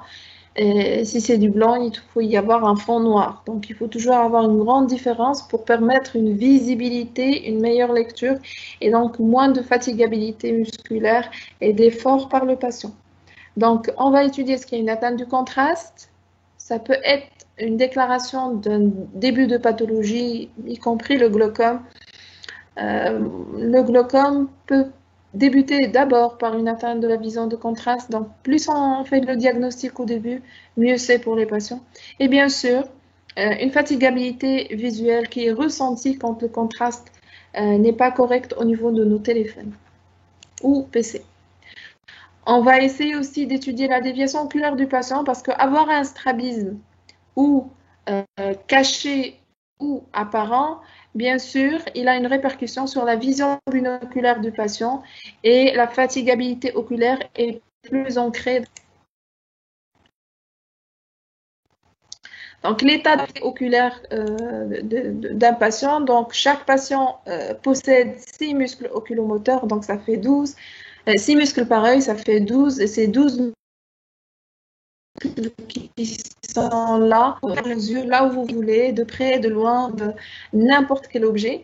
Donc, on va rechercher est-ce qu'il y a effectivement une fatigue musculaire, est-ce qu'il y a des limitations, c'est-à-dire un blocage du muscle quelque part, des moteurs, des paralysies, des nystagmus et des douleurs associées, bien sûr. Et bien sûr, si le bilan le confirme, s'il y a vraiment un besoin de rééducation, parce que rééducation n'entre pas dans le cadre thérapeutique orthoptique. Par contre, pour les patients qui nécessitent une prise, c'est seul l'orthoptiste professionnel de la santé qui s'occupe de ce sujet, puisqu'il est le mieux placé à connaître ces différents déséquilibres musculaires et adapter son protocole de rééducation par rapport à chaque cas. Alors maintenant, les conseils et les conseils sont toujours les bienvenus. J'espère qu'ils auront un bon entendeur. Et il faut bien y penser. Donc, quelles sont les bonnes habitudes visuelles à adopter? D'abord, essayez au maximum de regarder au loin. Regarder au loin, c'est-à-dire une fenêtre qui peut avoir l'ouverture sur une zone un peu non encombrée, de regarder un peu le ciel. Et là, vous êtes en train de désactiver votre convergence et de réactiver votre divergence. Donc, les muscles sont moins tendus, les muscles oculomoteurs. Il faut dormir assez parce que aussi ne pas dormir est un problème. On verra tout à l'heure. Clignez les yeux pour humidifier votre œil. Faire une activité en vision de loin tant que possible, tout dépend du mode de confinement où vous êtes. Interrompre l'activité en vision de près chaque 30 minutes, c'est-à-dire si je suis sur ordinateur, j'ai un travail obligatoire à faire. Donc chaque 30 minutes, il faut arrêter pendant 5 petites minutes votre activité en vision de près. Il faut porter régulièrement ses lunettes pour ceux qui sont dans l'obligation de le faire, ceux qui portent des lunettes. Ne dites pas c'est bon, j'enlève mes lunettes, je vais me reposer. Non, on ne se repose pas. Les yeux fournissent beaucoup d'efforts pour voir net et pour bouger. Donc, vous allez doubler la difficulté visuelle chez le patient. Il faut aussi avoir une posture saine de travail sur ordinateur, ce qu'on verra tout à l'heure. Donc, quelques conseils que vous trouvez souvent sur Internet. Essayez de regarder un peu plus loin. Fermez les yeux, clignez les yeux. Ne frottez pas beaucoup les yeux, mais juste stimuler vos yeux de temps en temps, c'est possible. Alors là, j'insiste sur cet élément, c'est le fait de travailler sur ordinateur et éteindre la lumière. Là, c'est la pire des choses que vous pouvez faire et que vous pouvez infliger à vos pauvres yeux. Donc, évitez au maximum de faire. Si vous ne voulez pas déranger quelqu'un avec vous dans l'enceinte où vous êtes, ou dans la chambre, essayez au moins d'avoir une lampe à côté parce que ça va atténuer toute cette projection vers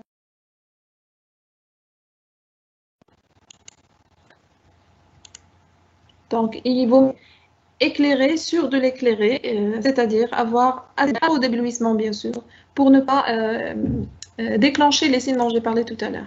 Alors, la position du téléphone, ne rapprochez pas, éloignez au maximum. Donc, vous êtes à peu près dans un cadre de 20 à 40 cm pour tout ce qui est téléphone. Tout dépend de l'écran d'ailleurs. Plus l'écran est grand du téléphone, mieux vous pouvez l'éloigner. Et c'est soulageant pour vos muscles oculomoteurs pour diminuer la convergence. La même chose pour les livres, vous êtes dans les alentours des 40 cm. Bien sûr, je ne discute pas du fait que pour les presbytes, la correction optique a déjà été proposée par l'ophtalmologiste. Donc, comme j'ai dit tout à l'heure, vous dormez suffisamment, vous reposez vos muscles oculomoteurs. Alors, à la fermeture des deux paupières, vos yeux se déplacent automatiquement en haut et en divergence. Donc, ça se fait automatique et c'est spontané et c'est le meilleur soulagement des yeux. D'ailleurs, le matin, on se sent toujours très bien, côté visuel. Alors, le fait de ne pas porter les lunettes, et souvent, ça c'est une mauvaise habitude de le mettre par-dessus la tête, ils ne sont pas faits pour tenir les cheveux, ils sont là pour permettre une meilleure focalisation de l'image sur la rétine, donc il faut insister sur le port des lunettes au maximum. Alors, si vous travaillez trop sur ordinateur, on va se poser la question, combien je peux travailler sur ordinateur? Alors, si vous êtes obligé de travailler sur ordinateur, si c'est votre travail déjà, on ne peut pas vous dire d'arrêter de travailler. On peut juste vous dire qu'après 30 minutes de travail, faites une pause de 5 minutes. Alors, comment faire?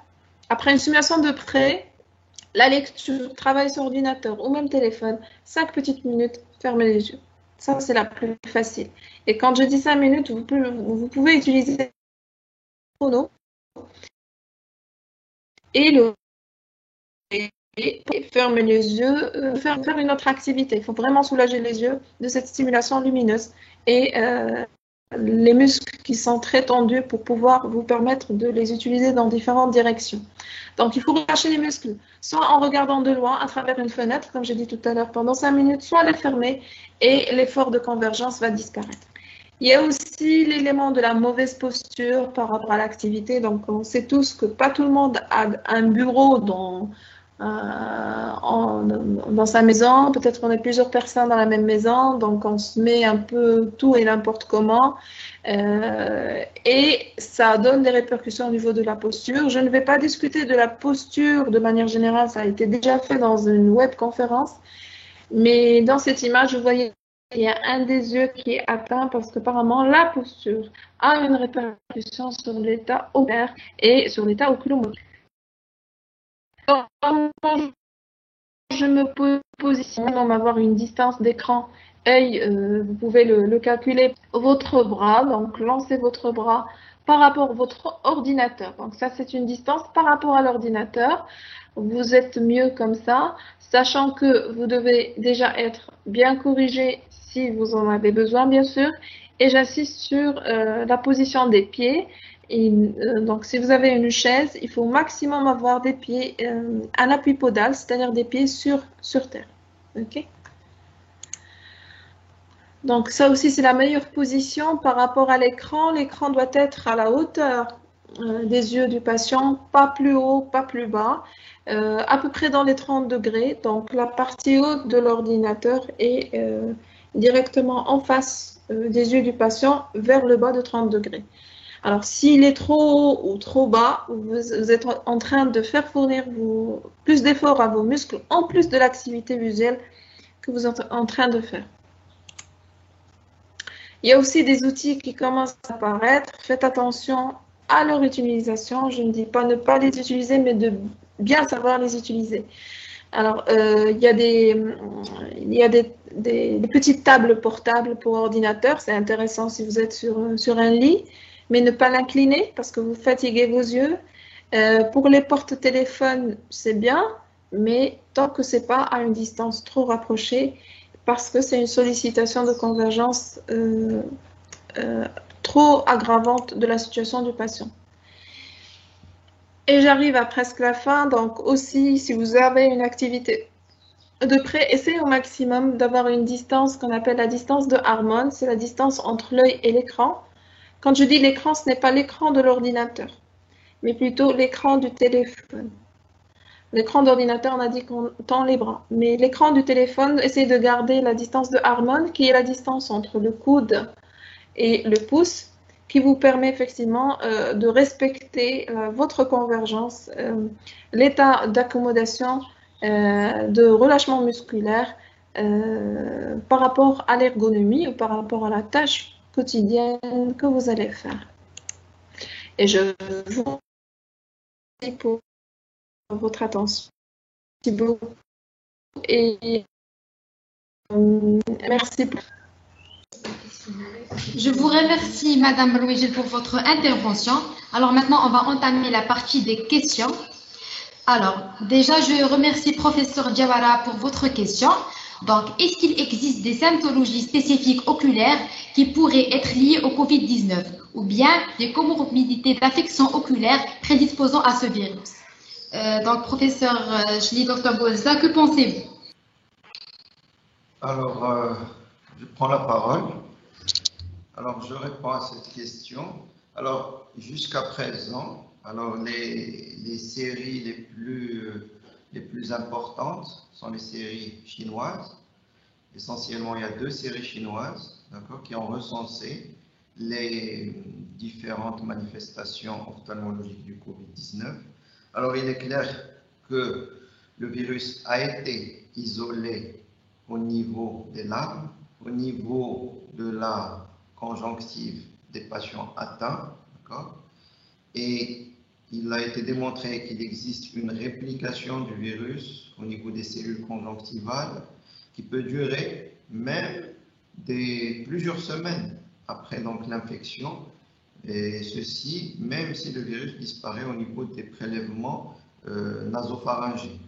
Donc attention conjonctivites qui sont, certes, elles sont rares, donc dans ces séries c'est entre 1 et 5% des patients qui ont développé, mais ça peut être un des moyens, des portes d'entrée du virus. Alors ça, d'une part. Alors, Ça, c'est confirmé. Et puis, il y a toutes les autres manifestations, alors, qui ne sont pas vraiment confirmées.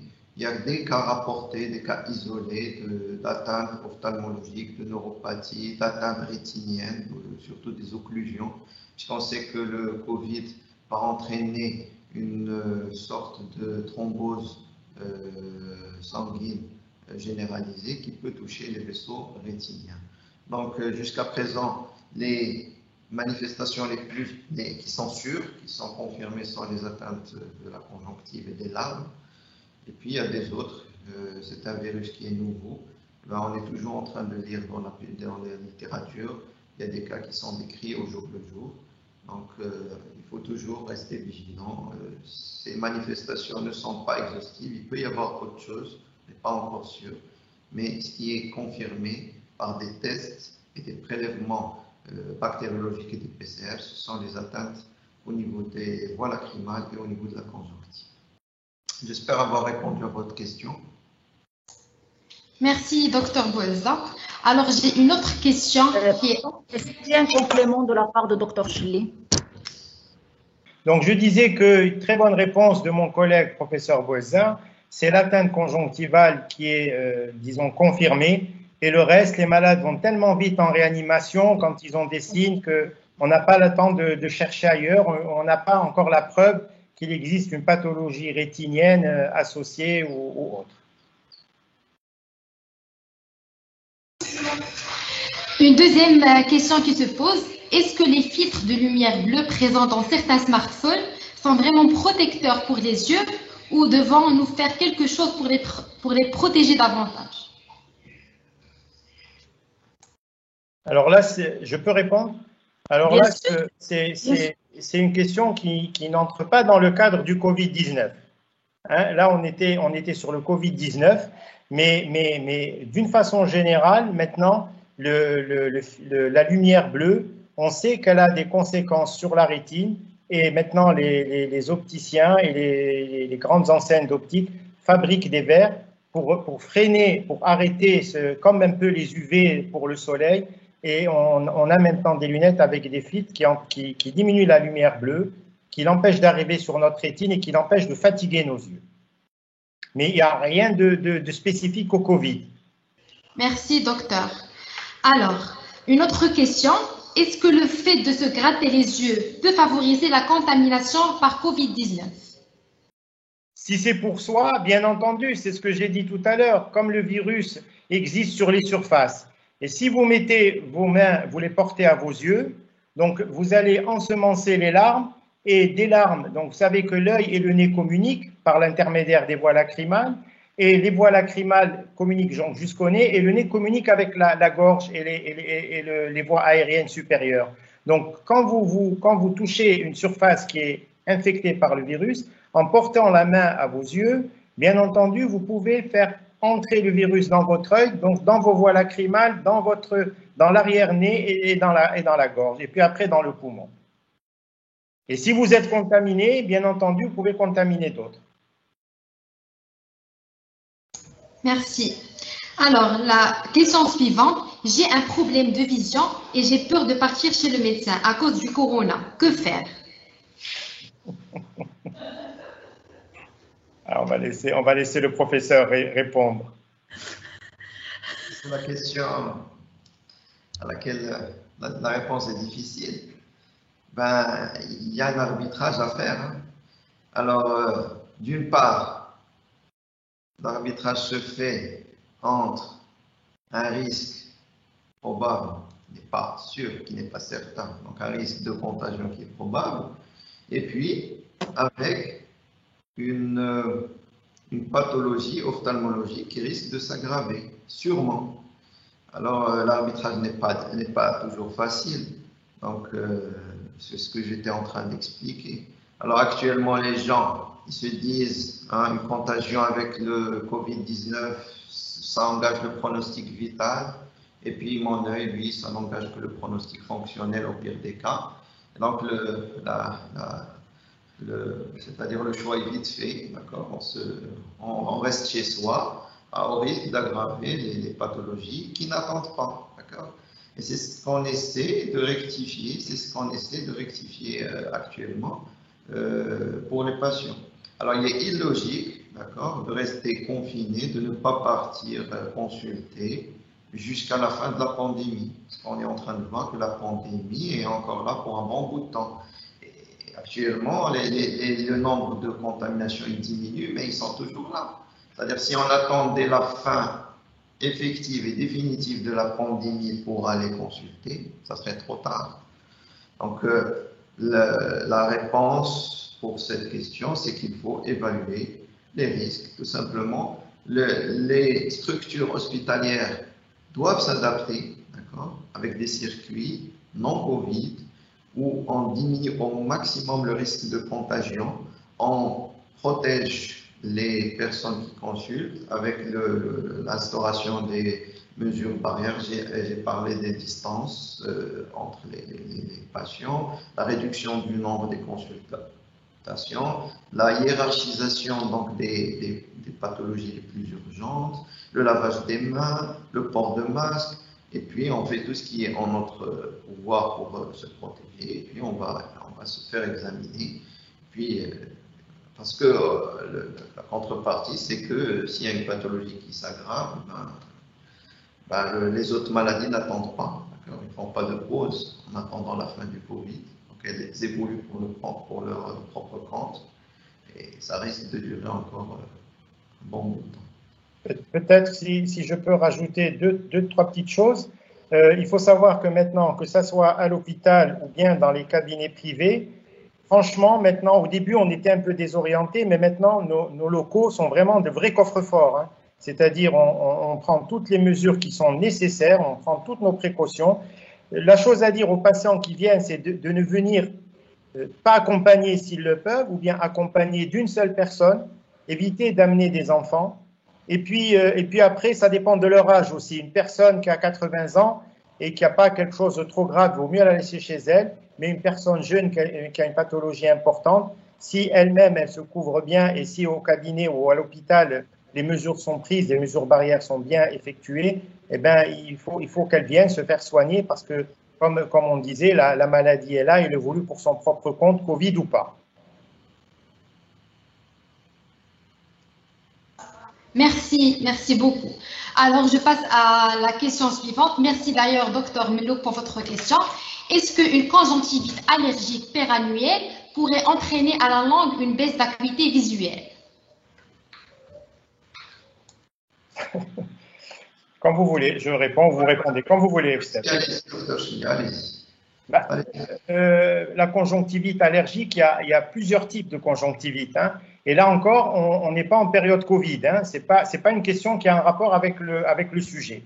Dans les conjonctivites allergiques, celles qui sont les plus graves, ce sont les kératoconjonctivites vernales. C'est une forme typique de conjonctivite où la cornée est touchée parce que c'est une conjonctivite qui a une explication immunologique qui existe en Afrique noire, qui est très grave et qui est grave aussi dans nos contrées, moins grave en Europe. Et c'est cette forme-là qui peut s'aggraver parce qu'elle entraîne des cicatrices cornéennes. Et si le malade se frotte, les yeux, c'est un risque d'infection supplémentaire. Mais là aussi, je ne vois pas trop la relation qu'il y a avec le Covid. Essayez de poser des questions qui ont un rapport avec le Covid, s'il vous plaît. Parce que là, c'est de l'ophtalmologie générale. Mais les gens en profitent, docteur Chli, parce que là, l'ophtalmologie, confinement… J'aurais voulu, par exemple, qu'on pose la question, est-ce qu'on peut mettre ces lentilles pendant la période Covid? Il y a cette question. Il y a beaucoup de jeunes qui ont des lentilles parmi vos étudiantes et vos élèves. Et souvent, moi, en tout cas, on m'appelle beaucoup pour ça. Docteur, on m'appelle, je porte des lentilles. Est-ce qu'en période Covid, je peux les mettre ou pas? Donc ça, par exemple, c'est une question.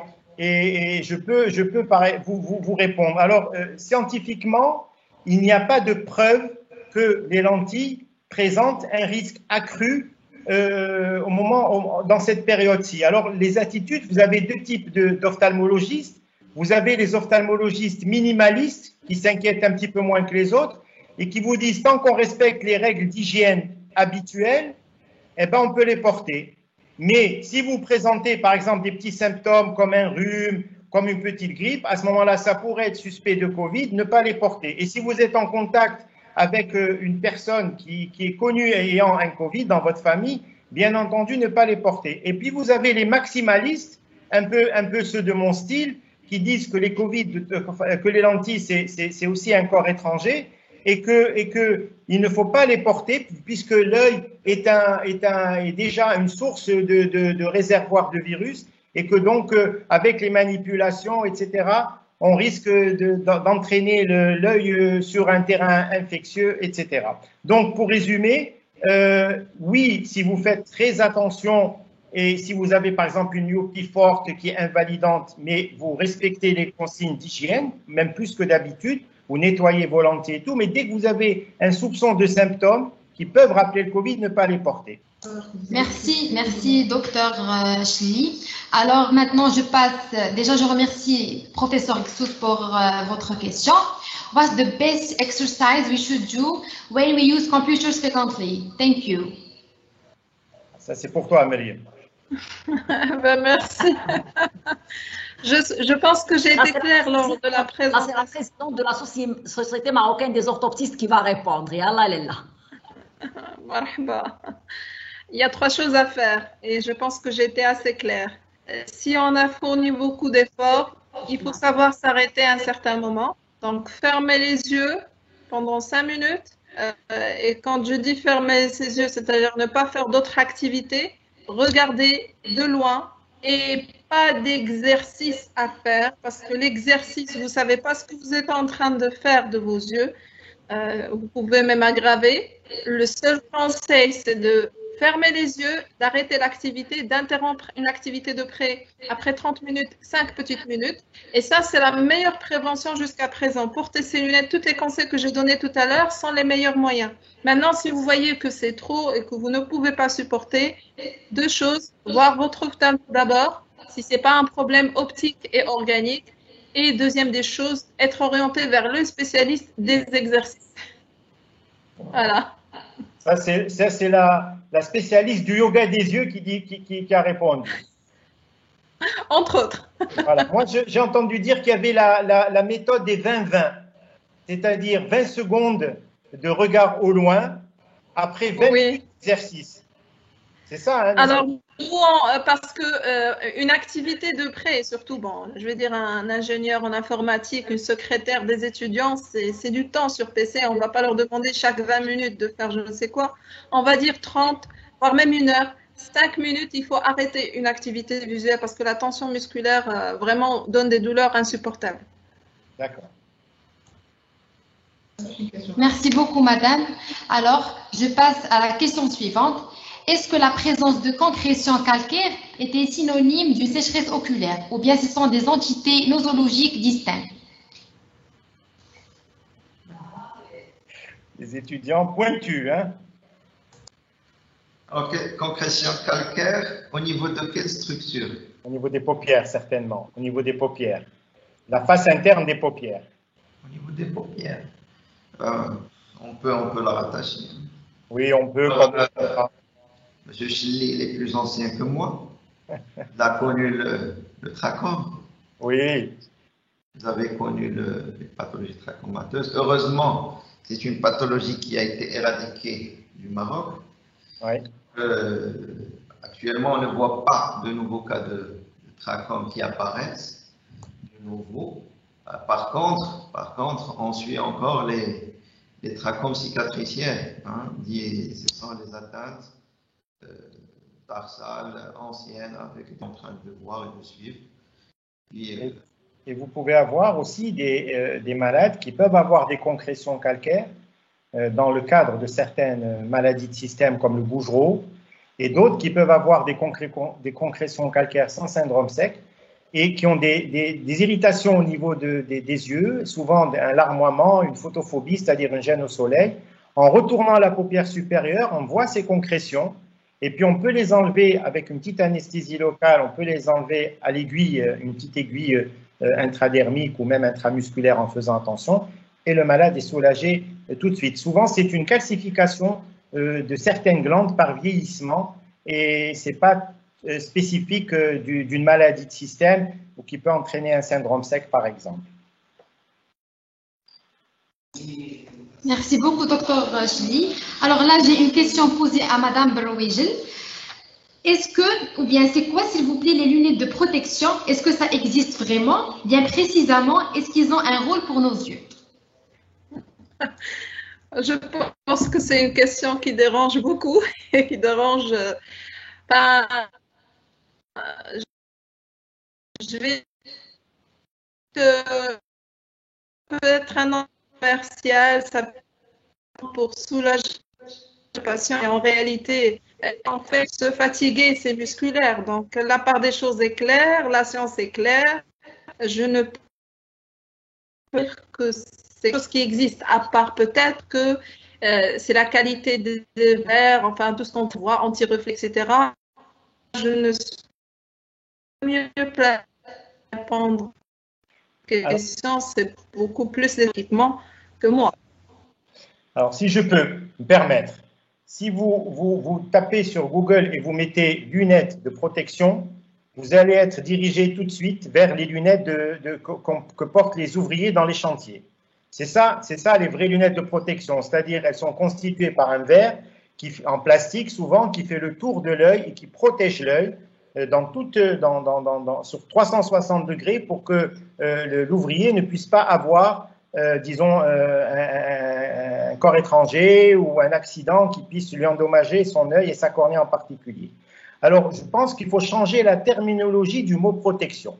Il faut dire lunettes de repos, c'est-à-dire où on a un problème de vision, même s'il est faible, il faut le corriger, ça va vous corriger votre vision pour relâcher encore une fois votre accommodation. Et d'autant plus si vous avez une correction qui est forte. Alors maintenant, c'est devenu, disons, un mot qui a été vulgarisé disons, pour raison commerciale, et on vend des lunettes de protection disons, à tort et à travers. Moi, quand je faisais ma spécialité dans les années 85, on avait 2 consultations sur 20 qui venaient nous dire « Docteur, je veux des lunettes de protection ». Maintenant, on en a 18 sur 20 parce qu'il y a un excès un peu les opticiens veulent vendre leurs produits, ce qui est normal, et un peu les malades, on leur fait avaler des couleuvres en disant « Bon, peut-être que les verres ont des vertus, mais moi, en tant qu'ophtalmo, je dis la moindre correction doit être corrigée, le moindre trouble oculomoteur doit être corrigé. » Et avec ça, voilà, et avec ça, on va régler tous les problèmes. Et encore une fois, ne dites plus, enfin, on ne devrait plus dire lunettes de protection, mais on devrait dire lunettes de repos, pour reposer notre vue quand on a une petite amétropie. C'est mon avis. Je ne sais pas ce qu'en pense, le professeur. Si c'est une petite amétropie, c'est pour reposer aussi. Voilà. C'est-à-dire ça reste une correction optique. Oui, bien sûr. Ça reste bien sûr. ophtalmologique, donc on ne sort pas du cadre. Voilà, pour que les gens n'accommodent pas et qu'il n'y ait pas d'asténopie de fixation, qu'il n'y ait pas de troubles de convergence, etc. Il faut qu'il y ait aussi des signes fonctionnels quand même pour donner des trucs, fatigue visuelle, etc. D'ailleurs, c'est pour ça que maintenant, de plus en plus, les médecins qui sont conventionnés aux assurances, souvent nous rejettent les prescriptions quand ils voient du moins 0,25. Vous voyez, donc il y a de l'abus. Hein. En gros, il y a de l'abus. C'est nécessaire dans certains cas, mais pas dans tous. Exactement. Alors là, je passe à la dernière question. Après qu'on soit guéri du Covid-19, est-ce qu'on peut avoir par la suite des séquelles visuelles? Que pensez-vous? Alors, moi, si je peux, je pense que les séquelles visuelles qu'on peut avoir après le Covid-19, c'est quand on est passé en réanimation. Vous savez, les malades sont intubés, sont ventilés, et quand un malade est dans le coma artificiel, parce qu'on les plonge dans le coma pour pouvoir supporter l'intubation, eh bien, il faut avoir tendance à fermer les yeux avec un pansement occlusif. Et souvent, des fois, on peut oublier de les fermer, et la cornée, ça sèche, et vous avez des ulcérations cornéennes qui peuvent générer, suite à tout ça, vous pouvez les avoir, mais qu'on perde la vue à cause du Covid, à ma connaissance, non, peut-être je me trompe, je vais voir l'avis de mon confrère, mais à mon avis, non. Hein. Une conjonctivite par Covid n'entraîne jamais une cécité. Hein. Oui, exactement. Alors, les conjonctivites, les cas qui ont été rapportés, alors il y a eu des cas dans des séries italiennes où ils font des prélèvements quotidiens de la conjonctive chez des patients. La charge virale, au niveau de la conjonctive et des cellules conjonctivales, elle diminue progressivement et au bout de 20 jours, 21, 24 jours, elle disparaît complètement. Et certes, elle est en retard par rapport au niveau oropharyngé, mais on ne le retrouve plus même au niveau de la conjonctive après la guérison. Alors, concernant les cas graves, oui, les hospitalisations en réanimation, il y a les infections nosocomiales, il y a les kératites d'exposition, comme a dit le Dr Chiri. Alors, on recommande aux personnels soignants au niveau des réanimations de fermer les yeux, de s'occuper bien sûr de toujours examiner les yeux des patients qui sont intubés, ventilés, alors mettre les gouttes lubrifiantes, les pommades antibiotiques et fermer. On a vu quelques cas ici, mais de toute façon, rien de grave, ce sont des ulcérations superficielles qu'on traite à temps, qui finissent par guérir. Puis, jusqu'à présent, c'est ce qu'on peut déduire. Alors, s'il y a autre chose qu'on n'est pas encore capable de connaître, l'avenir nous le dira. D'accord, avec ça. L'avenir nous le dira. Donc voilà, merci pour vos réponses enrichissantes. Donc maintenant, j'ai le plaisir de vous faire une synthèse. Donc pour résumer, en fin de compte, l'œil est l'organe de la vision le plus sensible et le plus stimulé en cette période de confinement. Il y a donc une sorte de sollicitation permanente de la vision. Donc j'espère que vous avez pris soin de noter les points essentiels pour lutter contre les signes fonctionnels. Voilà. Donc on a aussi parlé du virus. Donc, quant au virus, des gestes de prévention sont importants dans la règle des 3 M, dont main, masque, mètre. Donc, en suivant cette règle, on ne peut rien craindre. Voilà, donc j'espère que ce webinaire a été à la hauteur de vos attentes et que vous avez beaucoup appris avec nous. Voilà, merci. Merci. Merci énormément. Moi, j'applaudis et je t'applaudis, Esma, j'applaudis les intervenants, j'applaudis les étudiantes. Merci énormément. Merci pour votre présence et merci aux participants qui sont avec nous, même si on est maintenant à 2 heures du webinaire. On ne s'est pas lassé. Moi, je disais vraiment, c'était un moment de partage, d'échange et vraiment de bénédiction qui a été autour de cette conférence virtuelle et de ce séminaire durant à 2 jours près de l'Eid et durant un mois d'échange, de partage et de sacrifice, le mois du Ramadan. Merci beaucoup, je vous félicite pour tout ce que vous avez partagé avec nous, avec les professionnels de santé, avec le grand public. Donc, on avait des personnes qui ne sont pas des professionnels de santé qui ont suivi jusqu'à la fin. Nous avons nos étudiants et nos étudiantes qui sont là et qui vont, c'est sûr, tirer profit. Je remercie énormément Monsieur le Président de l'université et les collègues, les doyens, directeurs des établissements pour le travail que nous faisons dans l'ensemble et bien sûr en concertation. Merci beaucoup. Merci à Dr Chili Shafek d'avoir accepté d'être avec nous. Merci pour la qualité de présentation. Personnellement, j'ai beaucoup appris et là, c'est un témoignage aussi. Mes collaborateurs ici disent que nous avons beaucoup appris. Merci, professeur Bouazel. Je sais que vous êtes 2 gardes Covid au niveau de l'HCK. Vous êtes venu de l'hôpital, vous allez revenir et vous êtes avec nous toujours mobilisés pour les étudiants. Merci énormément, Madame Barouij, la présidente de la Société marocaine des orthoptistes. Donc, malgré la charge, malgré l'éloignement, vous êtes toujours là et sincèrement, un des modèles pour nos futurs orthoptistes. Merci énormément et à travers vous, je remercie l'équipe et je remercie les personnes qui ont aidé à ce que ça soit fait.